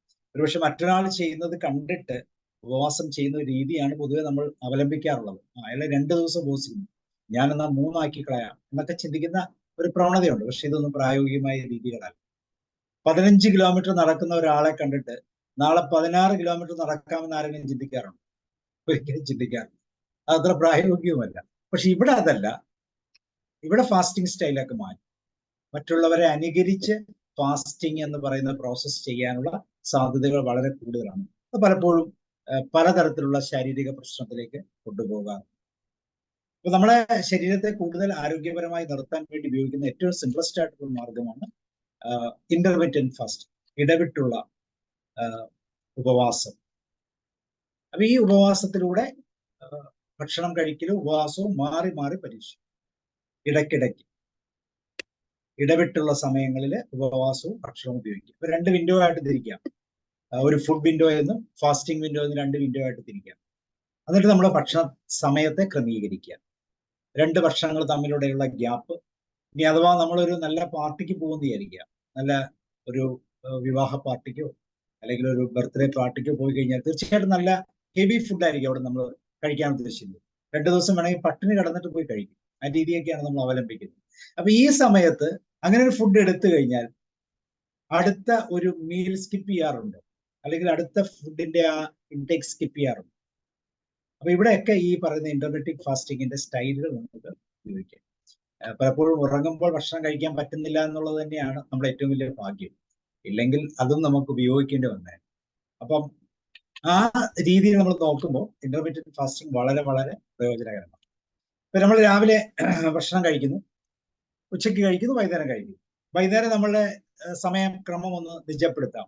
സപ്പോസ് നമ്മളൊരു വീഡിയോ കാണണം, നമ്മുടെ സമയം ഒന്ന് നിജപ്പെടുത്തിയാൽ, സമയക്രമം ഒന്ന് നിജപ്പെടുത്തുകയാണെങ്കിൽ നമുക്കിങ്ങനെ ചിന്തിക്കാം. വൈകുന്നേരം 6 മണിക്കൊന്നും ഭക്ഷണം കഴിക്കുന്നവർ പൊതുവെ ഉണ്ടെന്ന് എനിക്ക് തോന്നുന്നില്ല. സന്ധ്യയ്ക്ക് മുമ്പ് കഴിക്കണമെന്നൊക്കെയാണ് പറയുന്നത്. ഇപ്പോൾ 7 മണി അല്ലെങ്കിൽ 8 മണി. അപ്പൊ ഈ സമയത്ത് ഭക്ഷണം, ഇപ്പൊ 7 മണിക്ക് നമ്മൾ ഭക്ഷണം കഴിക്കുന്നു എന്ന് കരുതും. 7 മണിക്ക് കഴിക്കുന്നുണ്ടെങ്കിൽ അതിനുശേഷം നമ്മൾ ഉറക്കത്തിലേക്ക് പോകുന്നു. രാവിലെ 7 മണിക്ക് എഴുന്നേറ്റാൽ പിന്നെ ഫുഡ് കഴിക്കുന്നത് അപ്പൊ 12 മണിക്കൂറായി. 7 to 7 12 മണിക്കൂറായി. പിന്നെയുള്ള സമയം എന്ന് പറയുന്നത് ഫുഡ് കഴിക്കാനുള്ള ഗ്യാപ്പ് കൂട്ടുക. 7 മണിക്കൂർ ഒരു ഫാസ്റ്റിംഗ് ടൈമാണ്. അതിന്റെ കൂടെ നമ്മൾ 9 മണിക്കോ 10 മണിക്കോ 11 മണിക്കോ 12 മണിക്കോ അടുത്ത ഫുഡ് കഴിക്കാനുള്ള ആ ഒരു പ്രോസസ്സ്. 7 മണിക്ക് ശേഷം വീണ്ടും 12 മണിക്കാണ് കഴിക്കുന്നതെങ്കിൽ നമുക്ക് ഫാസ്റ്റിംഗ് വിൻഡോ വളരെ കൂടുതലായിട്ട്. അപ്പൊ ഇങ്ങനെയുള്ള ഫാസ്റ്റിംഗ് പ്രോസസ് ചെയ്യാം. പക്ഷെ ഇപ്പോഴും ഈ സമയത്ത് നമ്മൾ ശ്രദ്ധിക്കേണ്ടത്, രാവിലെ ഒരു മീൽ സ്കിപ്പ് ചെയ്താൽ അല്ലെങ്കിൽ ബ്രേക്ക്ഫാസ്റ്റ് സ്കിപ്പ് ചെയ്താൽ നമ്മുടെ ശരീരത്തിന് എങ്ങനെ അത് ബാധിക്കും, അത് ബാധിക്കുമല്ലോ എന്ന് വിചാരിച്ചുകൊണ്ട് ഭക്ഷണം സ്കിപ്പ് ചെയ്ത് കഴിഞ്ഞാൽ അത് ഭയങ്കര അപകടകരമായ അവസ്ഥയിലേക്ക് പോകും. ടോട്ടൽ 24 മണിക്കൂറിൽ 16:8 അല്ലെങ്കിൽ 17:7 ഇങ്ങനെയൊക്കെയുള്ള വിൻഡോസ് ആക്കി അതിനെ മാറ്റാം. അപ്പൊ ഇങ്ങനെ ഇന്റർമിറ്റന്റ് ഫാസ്റ്റിംഗ് ഉപയോഗിച്ചാൽ വളരെ ക്രിയാത്മകമായ രീതിയിൽ നമുക്ക് നമ്മുടെ ശരീരത്തെ കൂടുതൽ ഉപയോഗിക്കാൻ സാധിക്കും, അല്ലെങ്കിൽ ആരോഗ്യപരമായിട്ട് നമുക്ക് മുന്നോട്ട് കൊണ്ടുപോകാൻ പറ്റും എന്നുള്ളതാണ്. പിന്നെ നമുക്ക് ചെയ്യാവുന്ന മറ്റൊരു പ്രോസസ്സാണ് ജ്യൂസ് ഫാസ്റ്റിംഗ് എന്നൊക്കെ പറയുന്നത്. ജ്യൂസ് കഴിച്ചുകൊണ്ട് ഒരു ദിവസം ജ്യൂസ് കഴിക്കുക, അല്ലെങ്കിൽ ജ്യൂസിന്റെ അതിന് സമാനമായിട്ടുള്ള ഫുഡുകൾ, ദ്രാവക രൂപത്തിലുള്ള ഫുഡുകൾ കഴിച്ചിട്ടൊക്കെ നമുക്ക് കൂടുതൽ ബെറ്റർ ആയിട്ടുള്ള ഒരു അവസ്ഥയിലേക്ക് നമുക്ക് നീങ്ങാൻ പറ്റും. അപ്പൊ ഇങ്ങനെയുള്ള രീതികളും നമുക്ക് അവലംബിക്കാം. പക്ഷെ ഏത് രീതിയാണ് നമുക്ക് അനുയോജ്യമെന്ന് കൃത്യമായിട്ട് മനസ്സിലാക്കിയിട്ട് വേണം നമുക്ക് ഈ പ്രോസസ്സിലേക്ക് നമ്മൾ കടന്നു വരാൻ എന്നുള്ളതാണ് ഇതിന്റെ ഏറ്റവും വലിയ ഒരു പ്രത്യേകത. പ്രധാനമായിട്ടും നമ്മൾ ഉപയോഗിക്കുന്ന ഫാസ്റ്റിംഗ് മെത്തേഡുകൾ എന്ന് പറയുന്നത് ഓവർനൈറ്റ് ഫാസ്റ്റിംഗ് നമ്മൾ സാധാരണ യൂസ് ചെയ്യുന്നുണ്ട്. അപ്പൊ ഓവർനൈറ്റ് ഫാസ്റ്റിങ്ങിനെ നമുക്ക് ഡ്യൂറേഷൻ കൂട്ടി, ഫാസ്റ്റിംഗ് വിൻഡോയുടെ ഡ്യൂറേഷൻ കൂട്ടി നമുക്ക് ഉപയോഗിക്കാം. പിന്നെ നമ്മൾ ഉപയോഗിക്കുന്നത് 14:10, 14 മണിക്കൂർ ഭക്ഷണം കഴിക്കാതെയും 10 മണിക്കൂർ ഇടവിട്ട് കഴിക്കുന്ന രീതി. അതുപോലെ 16:8 ഇങ്ങനെയുള്ള രീതി, അതുപോലെ 18:6 ഇങ്ങനെയുള്ള വിൻഡോസ് നമുക്ക് ഉപയോഗിച്ചുകൊണ്ട് നമുക്ക് കൃത്യമായിട്ട് ഫാസ്റ്റിംഗ് എന്ന് പറയുന്ന പ്രോസസ്സിലൂടെ കടന്നു. പിന്നെ ഓൾ ഡേ ഫാസ്റ്റിംഗ് എന്ന് പറയുന്ന രീതി ഉപയോഗിക്കാറുണ്ട്, ഓൾട്ടർനേറ്റ് ഡേ ഫാസ്റ്റിംഗ് ഉപയോഗിക്കാറുണ്ട്, മീൽ സ്കിപ്പിംഗ് എന്ന് പറയുന്ന ഞാൻ ആദ്യം പറഞ്ഞ പോലത്തെ രീതികൾ ഉപയോഗിക്കാറുണ്ട്. ഇങ്ങനെ പലതരത്തിലുള്ള ഫാസ്റ്റിംഗ് മെത്തേഡുകൾ നമ്മൾ യൂസ് ചെയ്യാറുണ്ട്. ഈ ഏത് മെത്തേഡാണ് നമുക്ക് സ്യൂട്ടബിൾ എന്ന് നമ്മളൊന്ന് നമ്മുടെ ബോഡിക്ക് സ്യൂട്ടബിൾ എന്ന് തിരിച്ചറിഞ്ഞ് കൃത്യമായിട്ടുള്ള ഒരു ഉപവാസ രീതി നമ്മൾ സ്വീകരിക്കുന്നത് എപ്പോഴും നന്നായിരിക്കും. ആ രീതിയിലൂടെ നമുക്ക് മുന്നോട്ട് പോയി കഴിഞ്ഞാൽ പ്രയോജനകരമായ ഒരു റിസൾട്ട് നമ്മുടെ ശരീരത്തിലുണ്ടാകും. നമ്മുടെ ശരീരത്തിലെ എല്ലാ കോശങ്ങളും കൂടുതൽ എനർജറ്റിക് ആയിട്ട് നിലനിൽക്കും. പ്രധാനമായിട്ട് ഞാൻ ആദ്യം പറഞ്ഞ പോലെ ജ്യൂസ് ഫാസ്റ്റിംഗ് എന്ന് പറയുന്ന ഒരു പ്രോസസ്സ് നമ്മൾ ചെയ്യാറുണ്ട്. 2 ദിവസം അല്ലെങ്കിൽ 3 ദിവസമൊക്കെ പ്രോസസ് ചെയ്യാറുണ്ട്. പക്ഷെ 2 ദിവസം 3 ദിവസമൊക്കെ ചെയ്യുമ്പോൾ തന്നെ ഓരോ നേരവും നമ്മൾ ജ്യൂസ് ഫാസ്റ്റിംഗ് എടുത്ത്, അല്ലെങ്കിൽ 2 നേരം എടുത്ത്, 1 ദിവസം എടുത്ത്, 2 ദിവസം എടുത്ത്, 3 ദിവസം, അങ്ങനെ സ്റ്റെപ്പ് ബൈ സ്റ്റെപ്പ് ആയിട്ടുള്ള ഒരു പ്രോസസ്സാണ് നമ്മൾ സാധാരണ ചെയ്യേണ്ടത്. ഒരു 1.5 ലിറ്റർ ഫ്രൂട്ട് അല്ലെങ്കിൽ വെജിറ്റബിൾ ജ്യൂസ് ഡെയിലി കഴിച്ചു നമുക്ക് അങ്ങനെയുള്ള പ്രോസസ്സിലേക്ക് പോകാം. അതുപോലെ തന്നെ ഗ്രോൽ ഫാസ്റ്റിംഗ്, ബാർലി, ഓട്സ്, റൈസ് ഇങ്ങനെയുള്ള സാധനങ്ങളൊക്കെ വളരെ കുറച്ച് ഉപയോഗിച്ചുകൊണ്ട് നമുക്ക് ആ രീതിയിലുള്ള ഒരു ഫാസ്റ്റിംഗ് മെത്തേഡ് ഉപയോഗിക്കാം. മീൽ സ്കിപ്പിംഗ് വളരെ ഈസി ആയിട്ട് ഉപയോഗിക്കാം. ഇന്റർമീഡിയറ്റ് ഫാസ്റ്റിംഗിന്റെ ടൈം കൂടുതൽ കൂട്ടുക. അപ്പൊ ഇങ്ങനെയുള്ള പ്രോസസ്സിലൂടെ നമ്മൾ മുന്നോട്ട് പോകുമ്പോൾ നമ്മൾ അറിയാതെ തന്നെ കൂടുതൽ പ്രയോജനകരമാകുന്ന രീതിയിൽ ഒരു ഫാസ്റ്റിംഗ് മെത്തേഡ് അല്ലെങ്കിൽ ശരീരത്തിന് ആരോഗ്യകരമായ ഒരു രീതി നമുക്ക് അവലംബിക്കാൻ സാധിക്കും. സോ എല്ലാവരും അവരുടേതായിട്ടുള്ള പാറ്റേൺ ഫാസ്റ്റിംഗ് ഒന്ന് സെലക്ട് ചെയ്യുക. നമ്മളെല്ലാം ഫാസ്റ്റ് ചെയ്യാറുണ്ട്, തീർച്ചയായിട്ടും പറഞ്ഞല്ലോ, രാത്രി നൈറ്റ് ടൈം എന്ന് വെച്ചാൽ നമ്മൾ ഫാസ്റ്റിങ്ങിന് വേണ്ടി ഉപയോഗിക്കാറുണ്ട്. പക്ഷെ അതിന്റെ ഡ്യൂറേഷൻ കൂട്ടുക, ശരീരത്തിലെ അളവ് എന്ന് വെച്ചാൽ ഫാറ്റിന്റെ അളവ്, നമ്മുടെ വയറിന്റെ ഭാഗത്തുള്ള അളവ്, ഇങ്ങനെയുള്ള ഭാഗങ്ങൾ, അതുപോലെ നമ്മൾ കൃത്യമായിട്ടുള്ള ബോഡി വെയിറ്റുമായിട്ടുള്ള ഇൻഡെക്സുകൾ, ഇതെല്ലാം മനസ്സിലാക്കിക്കൊണ്ട് ഫാസ്റ്റിംഗ് അനിവാര്യമാണെങ്കിൽ തീർച്ചയായും ഒരു കാര്യമേ പറയാനുള്ളൂ, ആരോഗ്യപരമായ സമയത്ത് നമ്മൾ ഫാസ്റ്റിങ്ങിലേക്ക് പോകും. ആരോഗ്യമുള്ളപ്പോൾ ചെയ്യേണ്ട ഒരു പ്രോസസ്സാണ്, രോഗാവസ്ഥയിലല്ല ഫാസ്റ്റിംഗ് ചെയ്യേണ്ടത്. രോഗാവസ്ഥയിൽ ചെയ്യുന്ന ഫാസ്റ്റിംഗ് ആണെങ്കിൽ തന്നെ വൈദ്യനോടോ അല്ലെങ്കിൽ ഡോക്ടറോടോ കൃത്യമായിട്ടുള്ള അറിവിൽ വേണം ചെയ്യാൻ. ആരോഗ്യമുള്ളപ്പോൾ ശരീരത്തെ കൂടുതൽ ക്രമീകരിക്കാൻ, ശരീരത്തിലുള്ള എക്സ്ട്രാ സ്റ്റോറേജ് ആയിട്ടുള്ള കൊഴുപ്പുകൾ അങ്ങനെയുള്ളതൊക്കെ വീണ്ടും മെറ്റബോളൈസ് ചെയ്യാൻ വേണ്ടി, അല്ലെങ്കിൽ അതിനെ റിട്ടേൺ ചെയ്യാൻ വേണ്ടിയല്ല നമുക്ക് ഈ ഫാസ്റ്റിംഗ് പ്രോസസ്സ് ഉപയോഗിക്കാം. ഓക്കെ, അപ്പൊ ഇന്നത്തെ ഫാസ്റ്റിങ്ങിനെ കുറിച്ചുള്ള പ്രോസസ്സ് നമ്മളിവിടെ നിർത്തിയാണ്. നമുക്ക് ചർച്ചയിലേക്ക് പോകാം. നിങ്ങളുടെ എല്ലാം ഫാസ്റ്റിംഗ് അനുഭവങ്ങളെ കുറിച്ചൊന്ന് പറയൂ, ഫാസ്റ്റിംഗ് ഉണ്ടാകുന്ന നേട്ടങ്ങൾ, അതുപോലെ തന്നെ ഫാസ്റ്റിംഗ് ഉപയോഗിക്കുമ്പോൾ നമ്മൾക്ക് തന്നെ ഉണ്ടാകുന്ന ചേഞ്ചസ് എല്ലാം ഒന്ന് പറയുന്നത് നന്നായി. ഓക്കെ, ടോമി സാർ പറഞ്ഞോളൂ. സാറിനെ കണ്ടാൽ അറിയാം ഫാസ്റ്റ് ചെയ്യുന്നത്. ഞാൻ ഫാസ്റ്റിങ്ങിന്റെ കുറെ നോക്കുന്നതായിരുന്നു സാറേ. താങ്ക് യു, എന്നെ ആദ്യം വിളിച്ചതിൽ സന്തോഷമുണ്ട്. ഞാൻ സാറിനോട് ചോദിക്കാൻ വിചാരിച്ചിരുന്ന അല്ലെങ്കിൽ ഡിസ്കസ് ചെയ്യാൻ വിചാരിച്ചിരുന്ന കാര്യത്തിന് സാറ് വളരെ വ്യക്തമായിട്ട് അവസാനം തന്നെ ഉത്തരം പറഞ്ഞു. എന്ന് പറഞ്ഞു കഴിഞ്ഞാൽ എല്ലാ ആൾക്കാർക്കും, രോഗമുള്ള പല ആൾക്കാർക്കും, പ്രത്യേകിച്ചും ഡയബറ്റിക് പോലെയുള്ള ആൾക്കാരെ സംബന്ധിച്ചിടത്തോളം ഫാസ്റ്റിങ് കഴിയുമോ എന്നുള്ള കാര്യങ്ങളൊക്കെ ആയിരുന്നു എനിക്ക് ചോദിക്കാനുണ്ടായിരുന്നു. അത് സാറ് വളരെ വ്യക്തമായിട്ട് അതിന് ഉത്തരം പറഞ്ഞു കഴിഞ്ഞു. അപ്പം ഏതാണേലും അതൊരു നല്ല കാര്യം. കുറെ കാലം ഞാൻ വളരെ നല്ല രൂപത്തിൽ ഫാസ്റ്റിംഗ് ഒക്കെ എടുത്തിരുന്നതാണ്. പക്ഷെ പലപ്പോഴും അത് കൺട്രോൾ വിട്ടു പോകുന്നുണ്ട്. സാറ് പറഞ്ഞപ്പോൾ അതിനെക്കുറിച്ചൊരു അവബോധം ഉണ്ടായി. വളരെ നല്ലത് തന്നെ സാറേ. അത് ഏതാണേലും ശരീരത്തിന് നമ്മൾ ആവശ്യമില്ലാത്ത കുറെ അധികം സാധനങ്ങൾ പലപ്പോഴും കൊടുക്കുന്നുണ്ട്. നമുക്ക് സുഭിക്ഷതയുടെ ഒരു കാലഘട്ടം, പണ്ട് ദാരിദ്ര്യം കൊണ്ടായിരുന്നു മനുഷ്യൻ ഫാസ്റ്റിംഗ് എടുത്തിരുന്നെന്നുണ്ടെങ്കിൽ ഇപ്പൊ സുഭിക്ഷതയുടെ കാലഘട്ടമാണ്. സുഭിക്ഷതയുടെ കാലഘട്ടത്തിൽ നമ്മൾ അങ്ങനെ കൂടുതൽ ഭക്ഷണം കഴിക്കുന്ന ഒരു അവസ്ഥയിലേക്ക് എത്തിയിട്ടുണ്ട്. സാർ അതിനെക്കുറിച്ചൊരു ഇൻസൈറ്റ് എല്ലാവർക്കും കൊടുക്കാൻ ഇടയായി സാറിന്റെ class. Thank you sir. Thank you. Mohandas sir പറയാറായോ?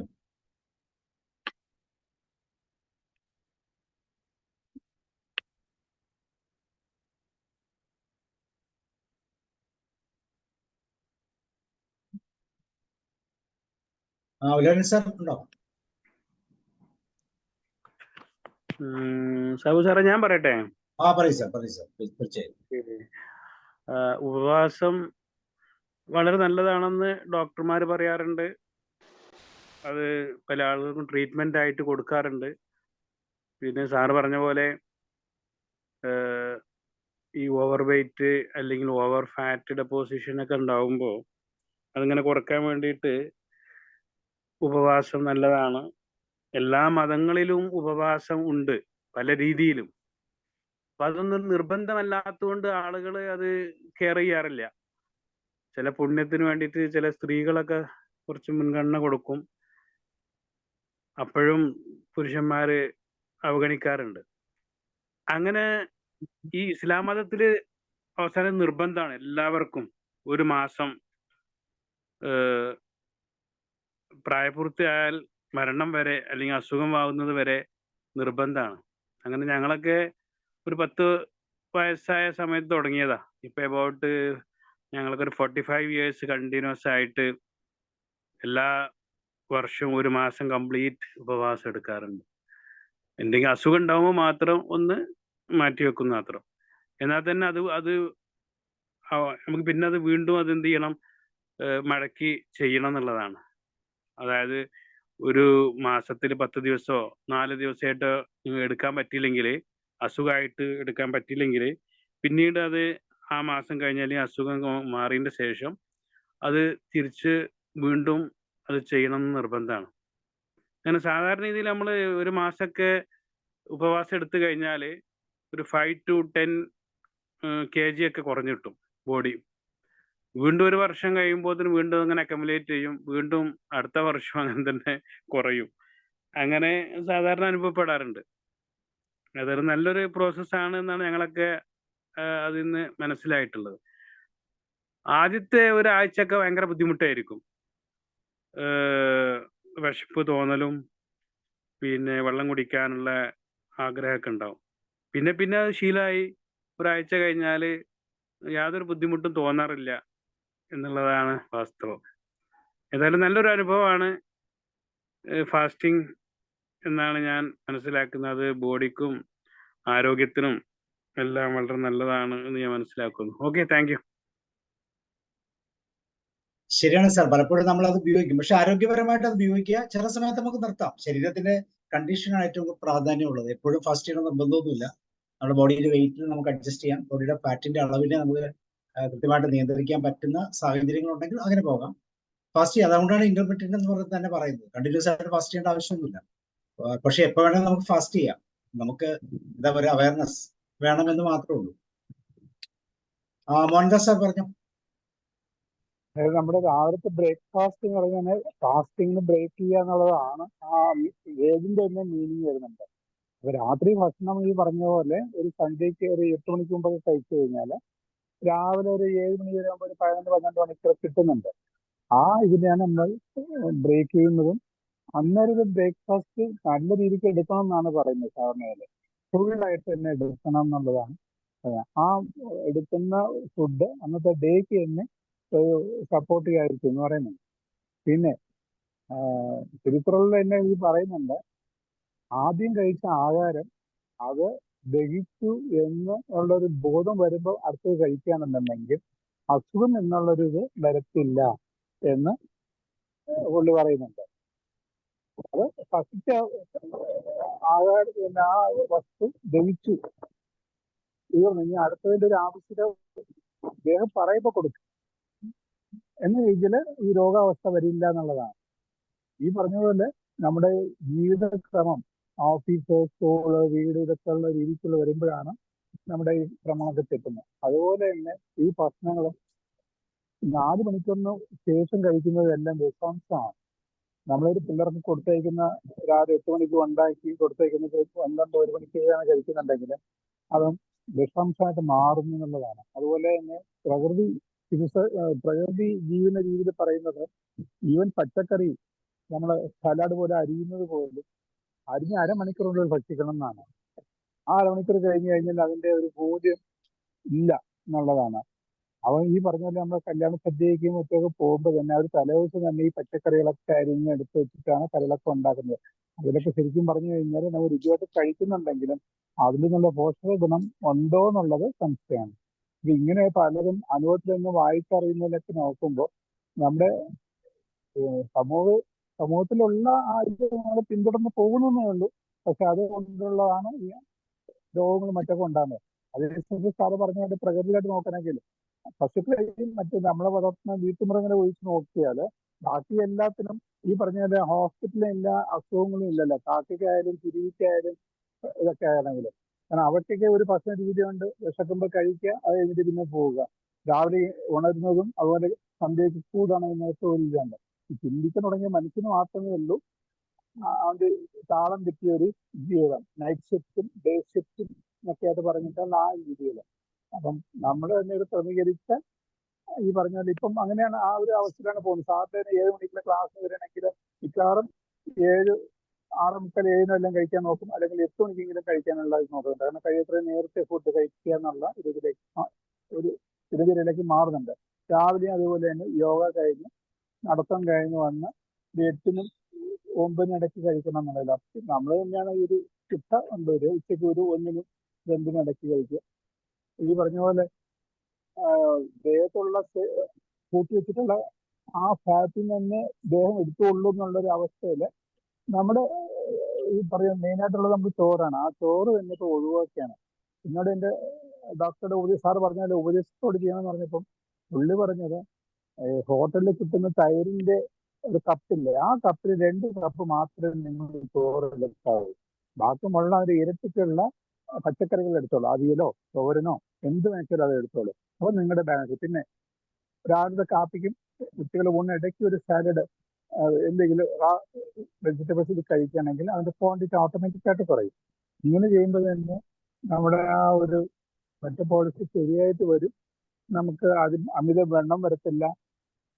പിന്നെ ആവശ്യമില്ലാത്ത ഒരു ഡയബറ്റിക് ഇതിലേക്ക് മാറിപ്പോകത്തില്ല എന്നുള്ളതാണ്.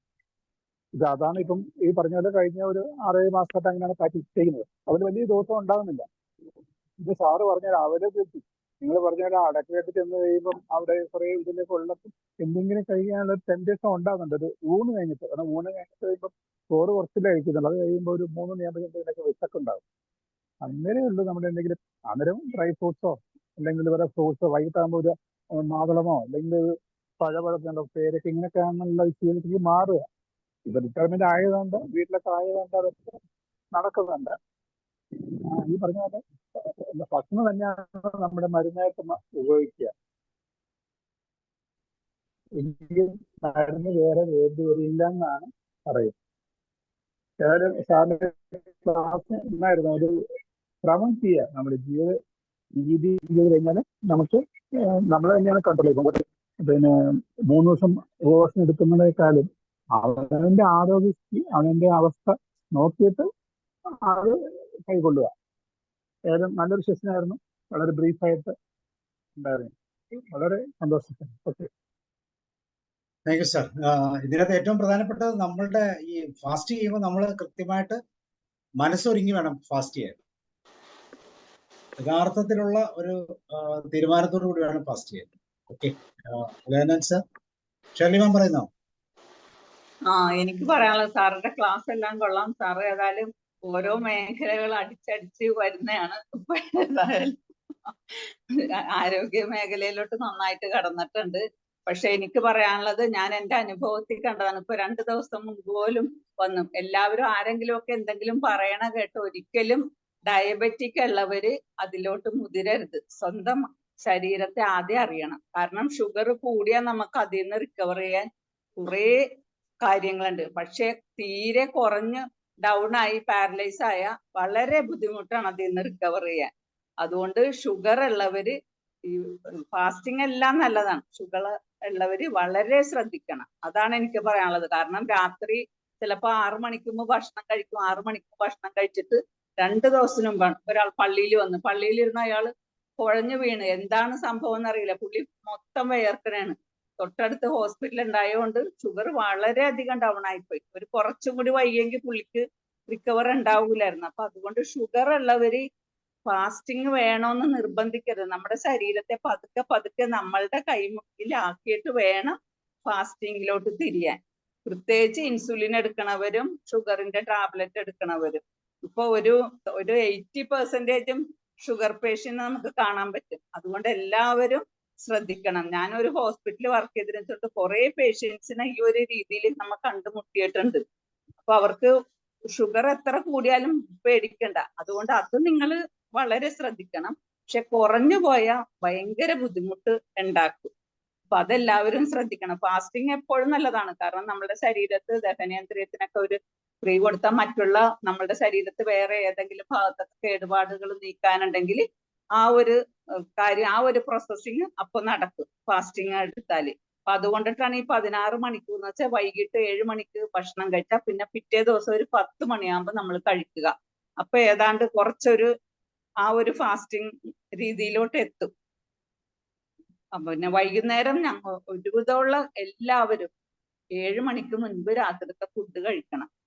അത് ഏറ്റവും അത്യാവശ്യം. വേറെ ഒന്നും ചെയ്തില്ലെങ്കിലും അത് ചെയ്താൽ തന്നെ നമ്മളുടെ ഹെൽത്തിനെ കുറച്ചും കൂടി ഒന്ന് ഡെവലപ്പ് ആക്കി എടുക്കാം. ഇപ്പൊ ഏതായാലും നല്ല ക്ലാസ് ആയിരുന്നു. Thank you sir. അല്ല മാം, ഫാസ്റ്റിംഗ് എന്ന് പറയുന്നത് ഒരു രോഗത്തിനുള്ള ഒരു പ്രതിവിധിയായിട്ട് ഉപയോഗിക്കാൻ പാടില്ല. ഏതെങ്കിലുമൊക്കെ രോഗത്തിന്റെ ചികിത്സ നടത്തുമ്പോൾ അതിനകത്ത് അസോസിയേറ്റ് ചെയ്ത് ചെയ്യാമെന്ന് മാത്രമേ ഉള്ളൂ. പ്രത്യേകിച്ച് രോഗികളല്ല ഫാസ്റ്റ് ചെയ്യേണ്ടത്, ആരോഗ്യമുള്ളവരാണ്. അപ്പോഴാണ് നമ്മളുടെ ശരീരത്തിന്റെ ക്രമവും താളവും ഒക്കെ നമ്മൾ മനസ്സിലാകുന്നത്. രോഗം വരുമ്പോൾ സങ്കീർണമായ ഒരു അവസ്ഥയിൽ ആരെങ്കിലും പറഞ്ഞു കേട്ട് ഫാസ്റ്റ് ചെയ്യുന്ന രീതികളൊക്കെ ഉണ്ട്. പറയുന്നത് കൊളസ്ട്രോൾ ഉണ്ട്, അതാ ഫാസ്റ്റ് ചെയ്തേക്കാം എന്നൊക്കെ വിചാരിക്കും. ഇതെല്ലാം ആരോഗ്യപരമായ സമയത്ത് കൃത്യമായിട്ട് ചെയ്യേണ്ട കാര്യമാണ്. അത് നമ്മൾ മറന്നു പോരുത്. ഷൈലിമാൻ പറഞ്ഞത് വളരെ കറക്റ്റാണ് അല്ല സാർ?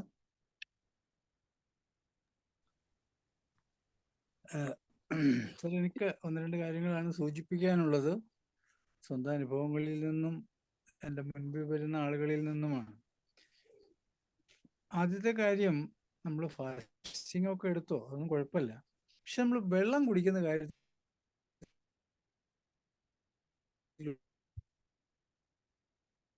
ഒരു മടിയും കേൾക്കുന്നില്ല.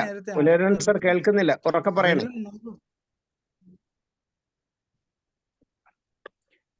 സാർ, ഞാൻ പറയാൻ ഉദ്ദേശിക്കുന്നതാണ്, നമ്മൾ ഫാസ്റ്റിംഗ് കേൾക്കുന്നില്ല. ഒരു മിനിറ്റ്, റേഞ്ച്, ഞാനൊന്ന് പുറത്തേക്ക് ഇറങ്ങിക്കോട്ടെ, റേഞ്ച് ഇല്ല. ഓക്കെ.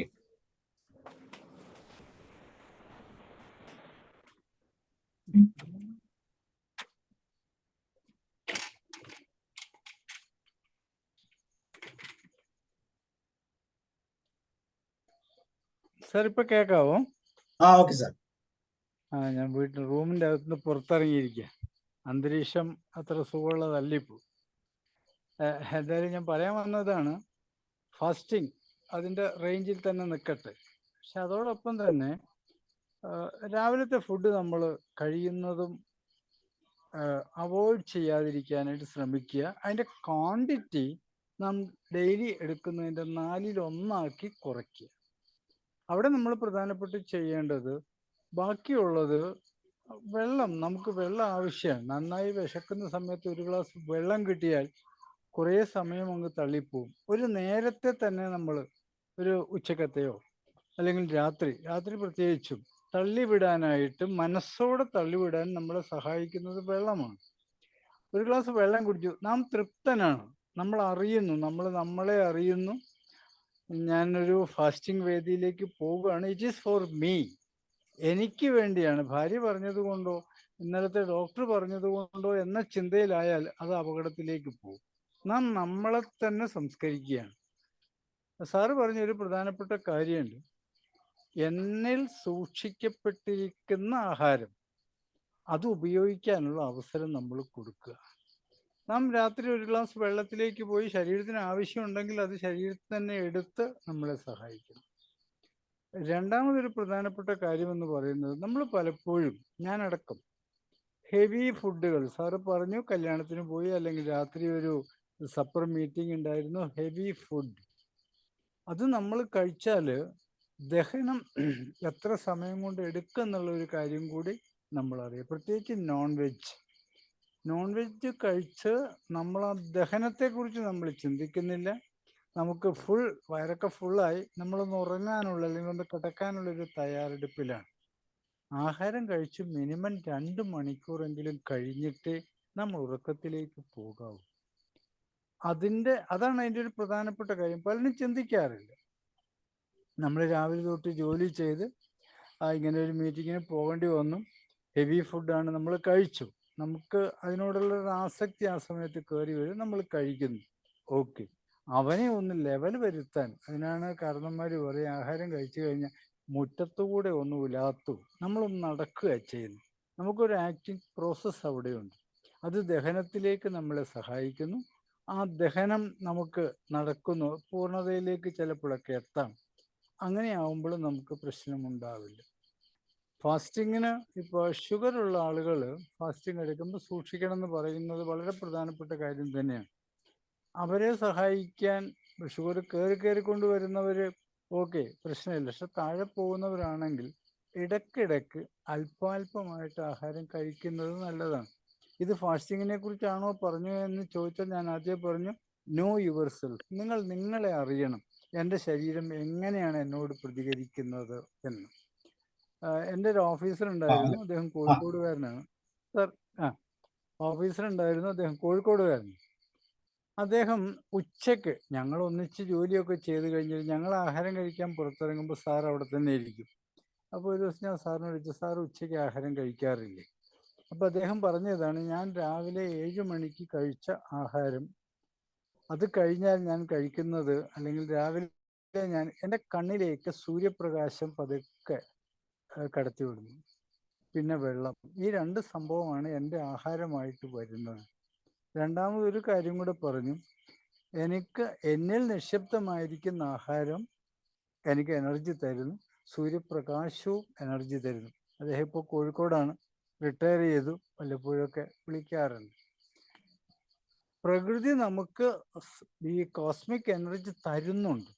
അപ്പോൾ അമിതാഹാരം കഴിച്ച് നമ്മൾ രോഗികളാവാതിരിക്കാനുള്ള ശ്രമമാണ് സാർ ഇപ്പോൾ പറഞ്ഞത്, ഫാസ്റ്റിംഗ്. ഓക്കെ സർ, ഇത്രേ പറയാനുണ്ട്. കാലത്തിന് ഇണങ്ങി മുന്നോട്ട് പോകാൻ നമ്മൾ തയ്യാറാകണം, അല്ലേ? അതെ. സന്തോഷത്തോടെ ജീവിക്കുക, സന്തോഷത്തോടെ മരിക്കുക, ആർക്കും ബുദ്ധിമുട്ടുകളൊന്നും ഉണ്ടാക്കാതെ ചാരിതാർത്ഥ്യത്തോടെ മുന്നോട്ട് പോകാൻ ശരീരത്തെ കൂടുതൽ ശ്രദ്ധിച്ചേ പറ്റും. ശരീരത്തിന്റെ വണ്ണം കുറയ്ക്കണം, ആവശ്യമില്ലാത്ത എക്സ്ട്രാ എന്താ പറയുന്നത് ഫിറ്റിങ്സ് ഒക്കെ കുറയ്ക്കുക. ശുദ്ധോദരൻ ഡോക്ടർ ഒന്ന് പറയൂ. സാറേ, ഞാൻ ഈ ഭക്ഷണം തരുന്ന ആഹ്ലാദം നന്നായിട്ട് ആസ്വദിച്ച് അനുഭവിക്കുന്ന ഒരാളാണ്. കാരണം എൻ്റെ ഭാര്യ നന്നായി ആഹാരമൊക്കെ ഉണ്ടാക്കുന്ന ഒരു എന്താ പറയാ, അടുക്കളയിൽ വളരെ ഗംഭീരമായി പെർഫോം ചെയ്യുന്ന ഒരാളാണ്. അപ്പൊ അത് ഉപയോഗിക്കുമ്പോൾ, അത് കഴിക്കുമ്പോഴൊക്കെ ഉള്ള ഒരു നമ്മുടെ സന്തോഷവും ശരീരത്തിന്റെ ആഹ്ലാദവും ഒക്കെ വേണ്ടത്ര ആസ്വദിക്കുന്ന ഒരാളാണ് ഞാൻ.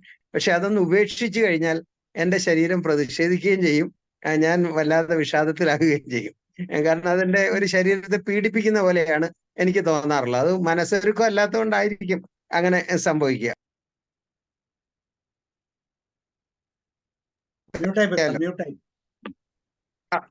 വരുന്നില്ലേ സർ? കേൾക്കുന്നില്ലേ? ആ ഒരു കോള് വന്നപ്പോ ഞാനത് കട്ട് ചെയ്തു. ഈ ഒറ്റയ്ക്കിരുന്ന് ഭക്ഷണമൊക്കെ കഴിക്കുന്ന ആളിന് ഉപവസിക്കുന്നത് എളുപ്പമാണ്, കാരണം അയാൾ ഒറ്റയ്ക്കാണ്. അപ്പൊ വേണ്ടാന്നൊക്കെ അങ്ങോട്ട് വെക്കാൻ പറ്റും. പക്ഷെ കുടുംബത്തിൽ ഭാര്യയും മക്കളും ഒക്കെ കൂടെ ഒന്നിച്ചിരുന്ന് ഡൈനിങ് ടേബിളിലൊക്കെ ഇരുന്ന് നന്നായി വർത്തമാനം പറഞ്ഞ് ആസ്വദിച്ച് ഭക്ഷണമൊക്കെ കഴിക്കുന്ന അതില് ഈ കൂട്ടുമാറിയിട്ട് ഒരാളിനെ അങ്ങോട്ട് ഉപവസിക്കുക എന്ന് പറഞ്ഞാൽ എനിക്കത് വല്ലാത്ത വിഷമം ഉണ്ടാക്കുന്നൊരു കാര്യമാണ്. കാരണം ഈ കൂട്ടുചേർന്നിരുന്ന് ഭക്ഷണം കഴിക്കുന്ന മനുഷ്യന്റെ ഒരു ശീലമാണല്ലോ, നമുക്കറിയാം. കല്യാണത്തിന്റെ നിശ്ചയത്തിനായാലും കല്യാണത്തിനായാലും റിസപ്ഷനായാലും മരണാനന്തര ചടങ്ങ് വരുമ്പോഴും ഈ സഞ്ചയനം വരുമ്പോഴും 16 അടിയന്തരം വരുമ്പോഴും 28 കെട്ടിനും ഒക്കെ നമ്മൾ ഈ ഭക്ഷണം എല്ലാവരും ഇവിടെ ഇവരുടെ ആരും വീട്ടിൽ ഭക്ഷണം ഇല്ലാത്തവരൊന്നും അല്ല ഇതില്. അപ്പൊ ഈ ഞാൻ ഒരു തെക്ക് കരുനാഗപ്പള്ളിയില് ഇപ്പൊ അടുത്തൊരു മരണത്തിന് പോയപ്പോ അതെല്ലാം കഴിഞ്ഞ് ബോഡിയൊക്കെ എടുത്തു കഴിഞ്ഞതിന് ശേഷം പഷ്ണി കഞ്ഞി എന്നും പറഞ്ഞിട്ട് അവിടെ അടുത്ത വീട്ടിൽ ഉണ്ടാക്കിയിട്ട് ഈ കഞ്ഞി ഒരു പുഴുക്കും എല്ലാവർക്കും പ്ലേറ്റിൽ ഈ പ്ലാവില കുത്തിയിട്ട് അത് കൊണ്ടുവന്ന് തന്നതൊക്കെ ഇങ്ങനെ ആസ്വദിച്ചു. ഇവരാരും ഭക്ഷണം വീട്ടിലില്ലാത്തവരല്ല. പക്ഷെ എൻ്റെ ഒരു അഭിപ്രായത്തിൽ നമുക്ക് ഈ ഉപവാസം പണ്ടേ അത് സ്ത്രീകളുടെ ഒക്കെ, എൻ്റെ അമ്മയൊക്കെ ഉപവസിക്കായിരുന്നു ഭർത്താവിന് വേണ്ടി, മകൾക്ക് വേണ്ടി, നല്ല കല്യാണം കിട്ടാൻ വേണ്ടി, പിന്നെ അങ്ങനെ ഒക്കെയുള്ള ഉപവാസങ്ങളും ഒക്കെ ഉണ്ടായിരുന്നു. അപ്പോ പക്ഷെ പുരുഷന്മാരുടെ ഉപവാസമൊന്നും ഈ ഹിന്ദുമതത്തിൽ കാര്യമായിട്ട് പറഞ്ഞിട്ടില്ല. കാരണം പുരുഷന്മാർ ജോലി ചെയ്യാൻ പോകുമ്പോൾ ഉപവസിച്ചിട്ട് പോയാൽ ശരിയാവാത്തത് കൊണ്ടായിരിക്കാം അത്. അപ്പോ എൻ്റെ ഒരു അഭിപ്രായത്തില് എൻ്റെ ഒരു ഏട്ടത്തിയമ്മ ഉണ്ടായിരുന്നു. അപ്പൊ ഉണ്ട്, ഷീ സ്റ്റിൽ ദെയർ. അപ്പൊ പുള്ളിക്കാരി ഭയങ്കര ഭക്തിയാണെന്നും പറഞ്ഞ് ഉപവസിക്കുകയൊക്കെ ചെയ്തിട്ട് ഇപ്പോ അവരുടെ ഈ ശരീരമൊക്കെ ഒരു കോലം കെട്ട് അവരുടെ ആകാര ഭംഗിയൊക്കെ പോയി. ഈ ആനയെ കണ്ട ആനയെന്ന് തോന്നണ്ടേ, ഒരു പശു പോലെ ഒരു ആന ഇരുന്നാൽ അത് സമൂഹം അംഗീകരിക്കും, മറ്റുള്ളവർ അംഗീകരിക്കും.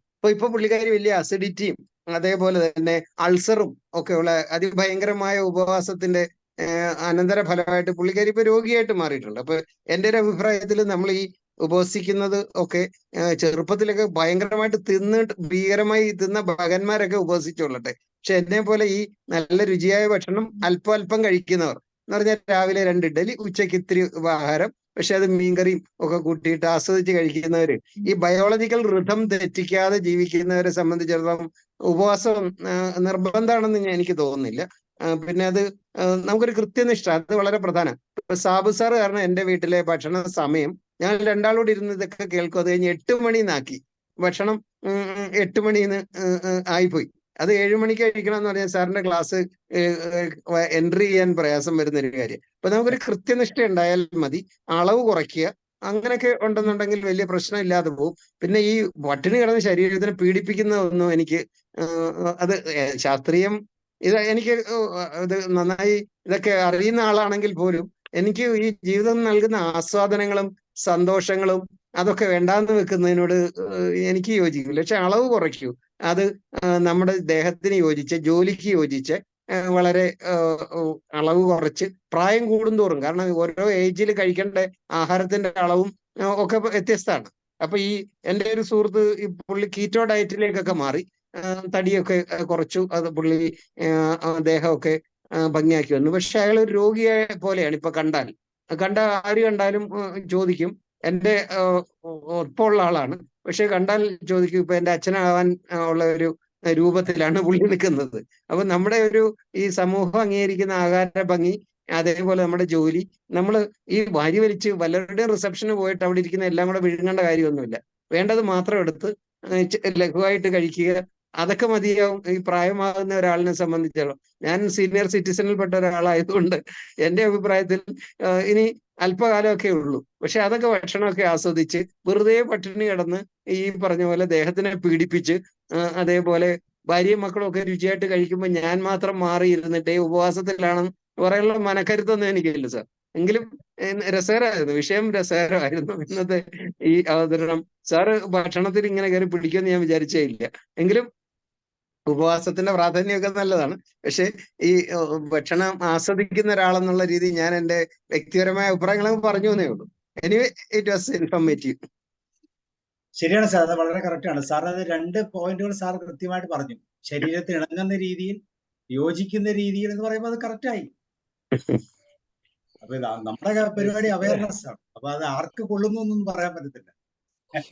അപ്പൊ അത് പ്രയോജനകരമായിട്ട് തന്നെ ഉപയോഗിക്കാം. അത് തന്നെയല്ല, ഇത് നമ്മളാണ് തീരുമാനിക്കേണ്ടത്. ഞാൻ എങ്ങനെയായിരിക്കണം നമ്മളാണ് തീരുമാനിക്കുന്നത്. മറ്റൊരാൾ നോക്കി നാണിപ്പിക്കുന്ന രീതിയിലേക്കൊന്നും പോകേണ്ട കാര്യമൊന്നുമില്ല. പക്ഷെ നമ്മളുടെ കുറച്ച് കഴിയുമ്പോൾ ചിന്തിക്കും, സ്വല്പം ഒന്ന് ശ്രദ്ധിച്ചിരുന്നെങ്കിൽ ബെറ്റർ ആയിരുന്നേനെ എന്ന് ചിന്തിക്കുന്ന ഒരു അവസ്ഥ പോകാതെ ഞാൻ എത്ര ശ്രദ്ധിച്ചാലും പോകേണ്ട സമയത്ത് പോകും കേട്ടോ, അത് വേറെ കാര്യം. അപ്പൊ അതിനകത്ത് വേറെ മാറ്റങ്ങളൊന്നുമില്ല. പക്ഷെ എങ്കിലും നമുക്ക് നമ്മുടെ മനസാക്ഷി കുത്തില്ലാതെ വളരെ കൃത്യമായിട്ട് മുന്നോട്ട് പോകാൻ, പ്രത്യേകിച്ച് പ്രായമാകുമ്പോൾ സ്വല്പം കൂടെ പക്വത പ്രാപിക്കണമെന്ന്, അപ്പൊ ശരീരത്തിന് പക്വതയാകാം. ഓക്കെ, സുധാകരൻ സാറിന്റെ മറുപടി വളരെ മനോഹരം. ശിവൻ സാറെ, എനിക്കൊന്ന് ചേർക്കാനുണ്ട്. നമ്മൾ കുടുംബത്തോട് കൂടി ഇരിക്കുമ്പോൾ എല്ലാവരും അടിച്ചു പൊളിച്ച് കഴിക്കുമ്പോൾ എൻ്റെ അളവൊന്ന് കുറച്ചാൽ മതി. ഏറ്റവും ലാസ്റ്റ് ഞാൻ എഴുന്നേക്കാവുള്ളൂ. അവരെല്ലാം തൃപ്തിയോടുകൂടി എഴുന്നേൽക്കുമ്പോൾ ഞാനും തൃപ്തിയോടുകൂടി തന്നെയാണ് എഴുന്നേൽക്കുന്നത്. നമ്മുടെ മനസ്സിനെ ഒന്ന് പരുവപ്പെടുത്തുക മാത്രമേ വേണ്ടൂ. ഇതൊന്നും ഒഴിവാക്കണ്ട. എനിക്ക് ഷുഗർ കംപ്ലൈൻ്റ് ഉണ്ട്. വീട്ടിൽ പിന്നെ കേക്ക് മുറിക്കുമ്പോൾ എന്നെ ഒന്ന് നോക്കൂ എല്ലാവരും. ഞാൻ പറയും ഒരു പീസ് ചെറുത് മതി. അവരോടൊപ്പം തന്നെ ചെറുത് ഞാൻ വാങ്ങി കഴിക്കും. പിള്ളേർ പറയും കഴിച്ചു വെച്ചാൽ ലേശം കഴിച്ചോ, കുഴപ്പമൊന്നും. പക്ഷെ എനിക്കറിയാം ഞാൻ അവരോടൊപ്പം അതേ ക്വാണ്ടിറ്റി അതിനേക്കാൾ ക്വാണ്ടിറ്റി കഴിച്ചാൽ 2 ദിവസത്തേക്ക് ക്ഷീണം എന്നെ ബാധിക്കും. അപ്പോൾ ഷുഗർ കൂടിയെന്നുള്ള കാര്യം ഞാൻ മനസ്സിലാക്കും. അപ്പോൾ അവരുടെ സന്തോഷത്തിനും എൻ്റെ സന്തോഷത്തിനും അതിൽ ഒരു പീസ് എടുക്കുന്നു. ഞാൻ എൻ്റെ സന്തോഷം, എൻ്റെ നിശ്ചയം കൊണ്ട് തന്നെയാണ് ഞാനത് ചെയ്യുന്നത്. വേറെ ആരുടെയും ബാഹ്യ പ്രേരണകളൊന്നും അതിനകത്തില്ല. ശിവദാനന്ദ സാറ് വളരെ നല്ല കാര്യമാണ് സാറ് പറഞ്ഞത്. എനിക്ക് എന്നെ തൃപ്തിപ്പെടുത്താൻ മറ്റുള്ളവരോടൊപ്പം കൂടിയിരിക്കുന്ന ഒരവസ്ഥ, അത് വളരെ സന്തോഷപ്രദമാണ്. അപ്പോൾ നമ്മളെ അറിയുക എന്നൊരു അടിയിൽ ഒരു വരയിട്ട് വെക്കണം എന്ന് മാത്രം. Okay sir, thank you. Okay, Ramavathi ma'am പറയൂ. സാറേ നമസ്കാരം. സാർ ഏത് സബ്ജക്റ്റ് എത്ര പെട്ടെന്ന് എന്നാലും ക്ലാസ് എടുക്കുന്നവര് എന്താ പറയണ്ട, അത്രയും കഴിവുള്ള ഒരു സാറ്. ഞാനിപ്പോ ചിന്തിക്കായിരുന്നു ഇവിടെ ഇരുന്നിട്ട്, എന്ത് സബ്ജക്റ്റ് കൊടുത്താലും സാറ് റെഡിയാ. 2 ദിവസം പട്ടിണിക്ക് ഇരുന്നിട്ടാ ക്ലാസ് എടുക്കുന്നത്. അത് പറയുമ്പോ പിന്നെ ഈ വെള്ളം കഴിക്കണം, ആഹാരം കുടിക്കണം എന്നാ പറയാ സാറേ. കാരണം ആഹാരം വായിന്ന് തന്നെ നല്ല ചവച്ചരച്ചിട്ട് വേണം നാളത്തിലെത്താൻ. നമ്മള് സാധാരണ സദ്യക്കെല്ലാം പോകുമ്പോ ഞാൻ കണ്ടിട്ടുണ്ട്, നമ്മളെ ആഹാരം എല്ലാം കുറച്ച് മാന്യമായിട്ട് എല്ലാരും അന്ന് കല്യാണത്തിന് വന്നവരെല്ലാം അവിടെ പരിചയക്കാരുണ്ടോ എല്ലാം നോക്കിയിട്ട് ഇതിങ്ങനെ കൈ വായി എന്ന് കഴിക്കുന്നവരുണ്ട്. മുഖത്ത് പോലും നോക്കാതെ വളരെ സ്പീഡിൽ കഴിക്കുന്നവരുണ്ട്. ഇങ്ങനെ സദ്യക്ക് പോയാല് നമുക്ക് കാണുമ്പോ തന്നെ വിഷമം തോന്നും. ഇപ്പൊ നേരത്തെ സാറ് പറഞ്ഞ പോലെ, സുധാൻ സാറ് പറഞ്ഞ പോലെ, ഈ ഭക്ഷണം നമ്മള് ഒരുമിച്ചിരുന്നിട്ട് കഴിക്കുമ്പോഴാണ്, ഇപ്പൊ പുലനൻ സാർ പറഞ്ഞതും അങ്ങനെ, ഒരുമിച്ചിരുന്ന് കഴിക്കുമ്പം ആഹാരം കുറച്ചധികം കഴിച്ചു പോകുന്നില്ലേ എന്നൊരു സംശയമുണ്ട് എല്ലാവർക്കും. അത് ഈ ഒറ്റക്ക് താമസിക്കുന്നവരിപ്പോ ഭർത്താവ് അടുത്തില്ലാത്തവരോ അങ്ങനെയുള്ള വീടുകളില് കുറച്ച് അവര് വെക്കാനുള്ള മടിയെ, എനിക്കെന്തിനാ ഒറ്റക്ക് ഇത്ര ഭക്ഷണം എന്ന് പറഞ്ഞിട്ട് കഴിക്കാത്തവരും ഉണ്ട് സാറേ. അങ്ങനെ ഫാസ്റ്റിംഗ് എടുക്കുന്നവരുണ്ട്. അത് പിന്നെ എന്റെ കുട്ടിക്കാലത്തുള്ള ഒരു അനുഭവം അല്ല. അതിനിടയിൽ ഞാൻ പറയുന്നത്, ഇന്നലെ എനിക്ക് നല്ല തിരക്കായിരുന്നു സാറേ. അപ്പൊ ഉച്ചക്ക് കുമാരട്ടൻ പറയുന്നത് എനിക്ക് ഭക്ഷണം ഒന്നും വേണ്ട. അപ്പൊ ഞാൻ വിചാരിച്ചു ഞാൻ എന്തിനാ കഴിക്കുന്ന പറഞ്ഞിട്ട് ഞാൻ ഭക്ഷണം കഴിക്കാതെയാണ് യോഗ കുട്ടികൾക്ക് പഠിപ്പിക്കാൻ പോയത്. അത് വൈകുന്നേരം വന്നിട്ട് ഇച്ചിരി കപ്പയും ചമ്മന്തി ഒക്കെ കഴിച്ചു. ഇന്നും ഞാൻ അതുപോലെ തന്നെ ആ സമയമാകുമ്പോൾ ഞാൻ ഉച്ചക്ക് ഭക്ഷണം കഴിക്കാതെ പോയി. രാവിലെ ബ്രേക്ക്ഫാസ്റ്റ് കഴിച്ചിട്ട് പോയിട്ട് ഇപ്പൊ വൈകുന്നേരം വന്നിട്ട് മോനോട് പറഞ്ഞു എനിക്കൊന്ന് പുറത്തു പോയിട്ട് കഴിക്കാന്ന് പറഞ്ഞ് ഒരു മസാല ദോശ കഴിച്ചു എന്നുള്ള കുറ്റമുണ്ട് എനിക്ക്. അപ്പം ഈ ഉപവാസം, അതായത് പിന്നെ നമ്മുടെ വീടുകളിൽ ഉപവാസം എടുക്കുമ്പോൾ കുട്ടിക്കാലത്ത് എനിക്കൊരു അനുഭവം ഉണ്ടായിരുന്നു. കാരണം നമ്മൾ രാവിലെ ഭക്ഷണം കഴിച്ചിട്ട് പോകുന്നവരായതുകൊണ്ട് രാവിലെ ഞാൻ ഭക്ഷണം കഴിക്കാതെ സ്കൂളിൽ പോയി വന്നിട്ട് കുളിച്ചിട്ടേ ഭക്ഷണമുള്ളൂ ഒരിക്കലെന്നൊക്കെ പറയും ഉപവാസം. ഞാൻ 2 ഭാഗത്ത് നല്ല മുടിയെല്ലാം പിന്നിട്ടിട്ടല്ലേ പോലെ, എനിക്കത് അഴിക്കാനുള്ള ക്ഷമയില്ല സാറേ. ഞാൻ ആ പിന്നിട്ട മുടിയോടെ തന്നെ കുളിച്ചു വന്നു. അങ്ങനെയൊക്കെ ഉണ്ടാവും, വാർത്തയുണ്ട്. അതുകൊണ്ട് എന്തായാലും നല്ല ക്ലാസ് ആണ്. കാരണം ഈ എൻ്റെ ട്രെയിനിങ്ങിന് പോയിട്ടാകുമ്പോ എന്റെ സാറ്, അതായത് ഞാൻ എപ്പോഴും മുമ്പിൽ ഇരിക്കും ക്ലാസ്സിൽ. അപ്പൊ എന്റെ കൃഷ്ണ സാറ് പറഞ്ഞു, സംസ്ഥാന യോഗ രമാവതി നിങ്ങളുടെ ബോഡി മാസ് ഇൻഡെക്സ് വളരെ കൂടുതലാണ്. അപ്പൊ നിങ്ങളോടുള്ള ഇഷ്ടം കൊണ്ടാണ് ഞാൻ പറയുന്നത്, കണ്ടോളൂ. ഞാൻ പറഞ്ഞു സോറി സർ, ഞാൻ ശ്രദ്ധിച്ചോളാന്ന് പറഞ്ഞു. അപ്പൊ ഓവർ വെയിറ്റ് എല്ലാം ആയാലും പിന്നെ മുട്ടിന് പണി കിട്ടും, നടക്കാൻ പറ്റില്ല. നല്ല ക്ലാസ് ആയിരുന്നു സാറേ. ഇങ്ങനെയുള്ള ക്ലാസ്സുകളാണ് വേണ്ടത്. Thank you. അത് അതിന്റെ കാര്യം ഒരാള് ഡോക്ടറെ അടുത്ത് പോയിട്ട് നമ്മൾ ഇവിടുന്ന് ചോദിച്ചാന്ന്, ഡോക്ടർ പറഞ്ഞു രാത്രി ഒരു കാര്യം ചെയ്യും, ആപ്പിൾ മാത്രം കഴിച്ചോന്ന്. അപ്പൊ അയാള് ചോദിക്കണം സാറേ അത് ഭക്ഷണത്തിന് മുമ്പോ പിമ്പോ ആപ്പിൾ കഴിക്കണ്ടത്? അല്ല, ഈ ആരോഗ്യത്തിന് ക്ലാസ് എടുക്കുന്ന ആളുടെ ബോഡി മാസ് ഇൻഡെക്സ് കൂടുന്നത് ശരിയല്ല. ശരി sir, thank you. Thank you. വേറെ ജോഷ് സാർ ഉണ്ടോ? Vincent sir? Joshi sir, Vincent sir കുറേ സ്ഥലം കണ്ടിട്ട് ശരിയാ. ഞാൻ മുഴുവൻ കേട്ടില്ല, എങ്കിലും ഡോക്ടർ സുധാകരൻ സാറിന്റെ ഇത് മുഴുവൻ കേട്ടായിരുന്നു. അപ്പൊ ഞാൻ ഏതാണ്ട് ആ അഭിപ്രായത്തോടെ യോജിക്കുന്ന ആളാണ്. കാരണം നമ്മൾ ആ മനസ്സ് സന്തോഷിക്കുന്ന സമയത്തുണ്ടല്ലോ നമ്മൾ അറിയാണ്ട് കഴിച്ചു പോകും. ഞാൻ ഇപ്പൊ എൻ്റെ ഒരു ഇത് പറയാം. എൻ്റെ വൈഫ് കുറച്ച് റിലീജിയസ് ടൈപ്പുള്ള ഒരു ആളാണ്. അപ്പൊ പുള്ളിക്കാരത്തി ഞങ്ങൾ ജംഷഡ്പൂരായിരുന്ന സമയത്ത് എല്ലാ ചൊവ്വാഴ്ചയും പുള്ളിക്കാരത്തി ഫാസ്റ്റിംഗ് ഉപവാസമാണ്. കാലത്ത് കഴിക്കില്ല, ഉച്ചയ്ക്കും കഴിക്കില്ല, പിന്നെ വൈകിട്ട് കഴിക്കണം. ഇവിടെ ജോലിക്കും പോകുന്നുണ്ട്. അപ്പൊ എനിക്ക് വേണ്ടി മാത്രം കാലത്ത് ബ്രേക്ക്ഫാസ്റ്റ് ഉണ്ടാക്കും.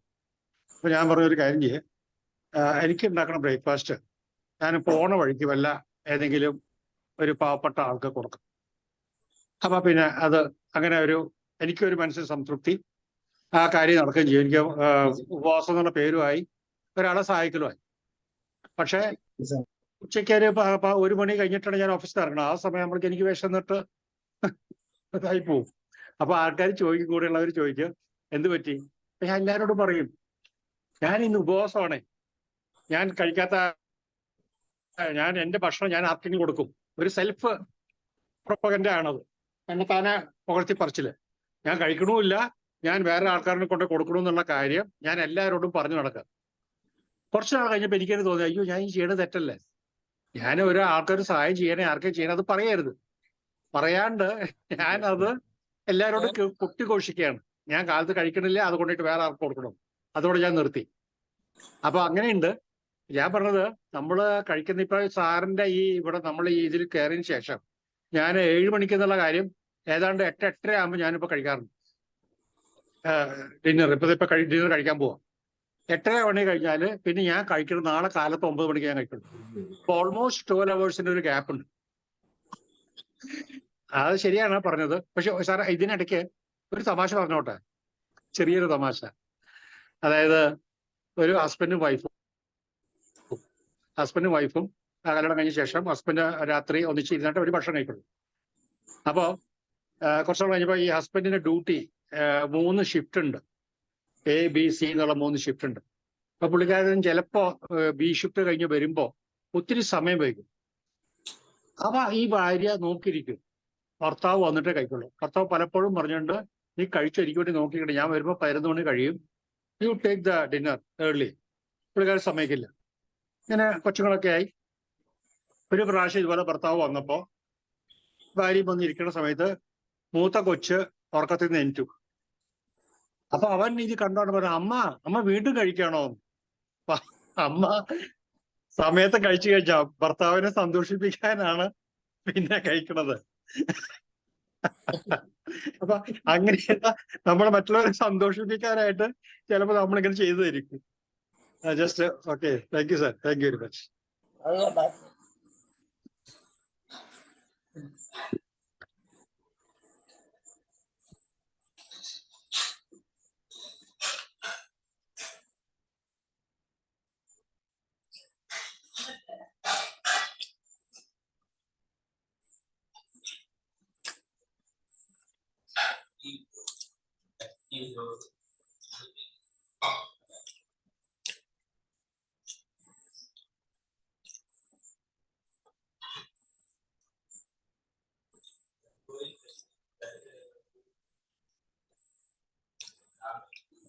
ജോഷ് സാർ റെഡിയായോ? കേൾക്കാമോ സാറേ? കേൾക്കാം സാർ. സാറേ ക്ലാസ് ഗംഭീരമായിരുന്നു. അതിനേക്കാൾ ഗംഭീരമായിരുന്നു അതിനുശേഷമുള്ള ചർച്ച. ഏതായാലും ഈ കാലയളവിൽ ഉപവാസത്തെ കുറിച്ച് അല്ലെങ്കിൽ ഭക്ഷണം വർജിക്കുന്നതിനെ കുറിച്ച് ഒക്കെ കുറെ അധികം ചർച്ചകൾ നടക്കുന്നുണ്ട്. കുറെ അധികം ആളുകൾ അത് അനുവർത്തിക്കുന്നുണ്ട്. ഈ ഭക്ഷണം വെടിയുക എന്നുള്ളത്, ഉപവസിക്കുക എന്നുള്ളതിന്റെ ഒരു വലിയ ലക്ഷ്യം നിയന്ത്രണം പാലിക്കുക, സംയമനം പാലിക്കുക, അല്ലെങ്കിൽ പരിമിതപ്പെടുത്തുക എന്നൊക്കെയുള്ള ഒരു ദർശനം അതിൻ്റെ അകത്തുണ്ട്, അല്ലെങ്കിൽ ആ ഒരു ചിന്തയിൽ നിന്നും കൂടിയാണ്. അപ്പോ കുത്തഴിഞ്ഞ ഒരു ജീവിതമോ അല്ലെങ്കിൽ ഒരു പരിധിയില്ലാതെ നിയന്ത്രണമില്ലാതെ വിട്ടുപോയിക്കൊണ്ടിരുന്ന മനുഷ്യൻ പല വിധത്തിലുള്ള രോഗങ്ങളോ അസ്വസ്ഥതകളോ വന്നു ഭവിച്ചപ്പോൾ ഈ ഒരു അഡ്വൈസ് സ്വീകരിച്ച് അവര് പിന്തിരിഞ്ഞപ്പോൾ വലിയ സുഖം അനുഭവിക്കുന്നതായിട്ട് കാണുന്നു എന്നുള്ളത് ഒരു വസ്തുതയാണ്. എന്നാൽ നിയന്ത്രിച്ച് ജീവിക്കുന്ന ആളുകൾ, പരിമിതപ്പെടുത്തി ജീവിക്കുന്ന ആളുകൾക്ക് അതായിരിക്കാം ഒരുപക്ഷെ സോദരൻ ഡോക്ടർ പറഞ്ഞതിന്റെ ഒരു അടിസ്ഥാനം. ഏറെക്കുറെ അത് ശരിയാണെന്ന് അംഗീകരിക്കാനാണ് എനിക്കും താല്പര്യം. ഞാന് കുറച്ചു കാലങ്ങളായിട്ട് വൈകുന്നേരത്തെ ഭക്ഷണം, രാത്രി ഭക്ഷണം ഉപേക്ഷിച്ചിട്ടുള്ള ഒരാളാണ്. ഒരു 5-6 കൊല്ലമെങ്കിലും ആയിട്ടുണ്ട്. അക്യുപഞ്ചറുമായി ബന്ധപ്പെട്ട് ചില കാര്യങ്ങൾ പഠിക്കാൻ തയ്യാറായ അവസരത്തിൽ ലഭിച്ച ഒരു ചിന്തയിൽ നിന്നാണ്. വലിയ ആശ്വാസവും ഗുണവും എനിക്കതിലൂടെ ഫീൽ ചെയ്തിട്ടുമുണ്ട്. 10-22 കൊല്ലമായിട്ട് ഞാനൊരു ഷുഗർ പേഷ്യൻ്റാണ്. എന്നാൽ കൃത്യമായിട്ട് ഒരു 1.5 വർഷമേ ആയുള്ളൂ മെഡിസിൻ കാര്യമായി കഴിക്കാൻ തുടങ്ങിയിട്ട്, അല്ലെങ്കിൽ നിഷ്ഠയോടുകൂടി കഴിക്കാൻ തുടങ്ങിയിട്ട്. ബാക്കിയുള്ള ഈ 20ഓളം വർഷക്കാലവും മെഡിസിൻ ഉപയോഗിച്ചിരുന്നില്ല. ചില നിയന്ത്രണങ്ങൾ ഭക്ഷണത്തിൽ പാലിച്ചിരുന്നു എന്ന് പറഞ്ഞ് വളരെ കൃത്യമായ നിയന്ത്രണമൊന്നും പാലിക്കുകയും ചെയ്തിരുന്നില്ല. എന്നാൽ ഈ 1.5 വർഷത്തിന് മുമ്പ് എന്നെ വളരെ കൃത്യമായിട്ട് ഇത് കഴിക്കാൻ നിർബന്ധിക്കുകയും അന്ന് മുതല് ഞാൻ അതിനു വേണ്ടിയിട്ട് പരിശ്രമിക്കുകയും ചെയ്തുകൊണ്ടിരിക്കുകയാണ്. ഇപ്പൊ 2 നേരം ഗുളിക കഴിക്കണം, ഇൻസുലിൻ എടുക്കണം. എന്നാൽ എന്റെ ബോഡിയിൽ ഒരു വലിയ അത്ഭുതം കാണുന്നത്, ഞാൻ ഈ രാവിലെ ഒരു 1000 mg മെറ്റ്ഫോർമിൻ കഴിക്കും, വൈകുന്നേരവും 1000 mg മെറ്റ്ഫോർമിൻ കഴിക്കും, രാത്രി ഒരു 10 മണിയാകുമ്പോൾ ഇൻസുലിനും എടുക്കും. എന്നാൽ ഞാൻ വൈകിട്ട് ഭക്ഷണം കഴിക്കാറുമില്ല. അപ്പൊ ഉച്ചക്കത്തെ എന്ന് പറയുന്നത് ഒരു 2-2:30 ആകുമ്പോൾ കഴിക്കുന്നു. പിന്നീട് നാളെ രാവിലെ ഒരു 9 മണിയോട് കൂടിയാണ് ഭക്ഷണം കഴിക്കുക. എനിക്ക് വലിയ പ്രശ്നമൊന്നും തോന്നിയിട്ടില്ല എന്നുള്ളതാണ് എൻ്റെ ഒരു പ്രത്യേകത. പല ആളുകളും ഷുഗറുമായി ബന്ധപ്പെട്ട് പരവേശം എടുക്കുന്നു, അസ്വസ്ഥത എടുക്കുന്നു എന്നൊക്കെ പറയുന്നത് എന്നെ ഫീൽ ചെയ്തില്ല. അത് എന്താണെന്ന് എനിക്ക് തന്നെ പലപ്പോഴും അത്ഭുതം തോന്നിയിട്ടുണ്ട്. എന്നാൽ അത്യപൂർവമായി ചില അവസരങ്ങളിൽ, വളരെ വളരെ അപൂർവമായിട്ട് ചിലപ്പോൾ ക്ഷീണം തോന്നിയിട്ടുണ്ട് എന്നുള്ളതും ഞാൻ പറഞ്ഞു വെക്കുന്നില്ല. ഇവിടെ ഒരു മാഡം പറഞ്ഞതുപോലെ ഷുഗർ താഴോട്ട് പോയാൽ അത് വലിയ പ്രശ്നമാണ്, നമുക്ക് അറിയാം. എനിക്ക് തോന്നുന്നത് ഈ വെള്ളം വളരെ ധാരാളമായിട്ട് കുടിക്കണം. വെള്ളം കുടിക്കാതിരിക്കുമ്പോഴാണ് എനിക്ക് ആ ഒരു ഫീലിംഗ് ചിലപ്പോൾ തോന്നിയിട്ടുള്ളത്. വെള്ളത്തിന്റെ അളവ് കുറയുമ്പോൾ ഒരു 2 ലിറ്ററിന് മുകളിൽ വെള്ളം ഉറപ്പായിട്ടും കുടിക്കേണ്ടിയിരിക്കുന്നു എന്ന് തന്നെയാണ് എൻ്റെ ശരീരവുമായി ബന്ധപ്പെട്ട് എനിക്ക് തോന്നിയിട്ടുള്ളത്. ഇനിയും നമുക്ക് പൊതുവിൽ പറയാനുള്ളത്, എല്ലാവർക്കും ഒരേപോലെ ഇതെല്ലാം ആപ്ലിക്കബിൾ ആണെന്ന് തോന്നുന്നില്ല. എല്ലാവരുടെയും ശരീരം, അല്ലെങ്കിൽ ഓരോരുത്തരുടെയും ശരീരം വ്യത്യസ്തമാണ്. ഫാക്ടറിയിൽ നടക്കുന്ന ഒരു കാറ് പോലെയോ ബൈക്ക് പോലെയോ ഒരേ ബ്രാൻഡിലുള്ള കമ്പനിയുടെ ഒരേ ഗ്രേഡിലുള്ള സാധനങ്ങൾ ഒരുപോലെ ഇരിക്കുന്നു എന്ന് പറഞ്ഞതുപോലെയുള്ള ഒന്നല്ല മനുഷ്യ ശരീരമെന്ന് എനിക്ക് ഉറപ്പായിട്ടും പറയാനായിട്ട് ഈ പശ്ചാത്തലത്തിൽ തോന്നുകയാണ്. അതുകൊണ്ട് ഓരോരുത്തരുടെയും ശരീരപ്രകൃതി എന്താണെന്ന് അവനവന് തന്നെ മനസ്സിലാക്കുക. അവനവനാണ് യഥാർത്ഥത്തിൽ അവനവന്റെ യഥാർത്ഥ ഡോക്ടർ. അത് നിരീക്ഷിച്ച് കണ്ടെത്തിയിട്ട് എപ്പോഴൊക്കെയാണ് നമുക്ക് നമ്മുടേതായ ശരീരത്തിൽ വ്യത്യാസങ്ങളും മാറ്റങ്ങളും, ഏത് ഭക്ഷണം കഴിക്കുമ്പോൾ, ഏത് രീതിയിൽ പെരുമാറുമ്പോൾ എന്ന് കണ്ടെത്തിയിട്ട് ചെയ്യുന്നതായിരിക്കും ഉത്തമമെന്ന് എനിക്ക് തോന്നുന്നു. എന്തായാലും നിയന്ത്രണം പാലിച്ച് തന്നെ ആയിരിക്കണം ഭക്ഷണം കഴിക്കുന്നത്. ഒരു കാര്യം ഏകദേശം ഉറപ്പായിട്ട് പറയാമെന്ന് എനിക്ക് തോന്നുന്നു, വൈകിട്ടത്തെ ഭക്ഷണവും രാവിലത്തെ ഭക്ഷണവുമായിട്ട് ഒരു 12-13 മണിക്കൂറെങ്കിലും ഗ്യാപ്പ് ഉണ്ടായിരിക്കുന്നത് നല്ലത് തന്നെയാണ്. നന്നായിട്ട് വെള്ളം കുടിക്കുക, മിതമായിട്ട് ഭക്ഷണം കഴിക്കുക എന്നുള്ള ഒരു രീതി അവലംബിച്ചാൽ ശരീരം ഏറെക്കുറെ സുഖമായി പോകും എന്ന് കരുതുന്നു. ഇത് ഓരോരുത്തരും ഇഷ്ടമുള്ള രീതിയിൽ അവലംബിക്കുകയല്ല, അവരവരുടെ ശരീരത്തിന് യോജിച്ച രീതിയിൽ അവലംബിക്കുക എന്നുള്ളത് തന്നെയാണ് പ്രധാനം. ഫാസ്റ്റിംഗ് നല്ലതാണ്, ഉപവാസം നല്ലതാണ്. ആ അർത്ഥത്തിൽ സ്വയം മനസ്സിലാക്കി ചെയ്യണമെന്ന് മാത്രം.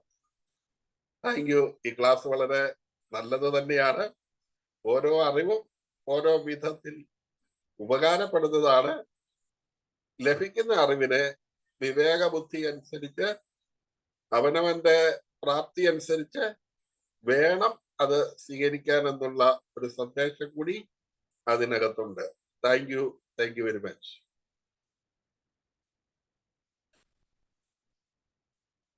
Thank you sir. തീർച്ചയായിട്ടും അത് തന്നെയാണ്.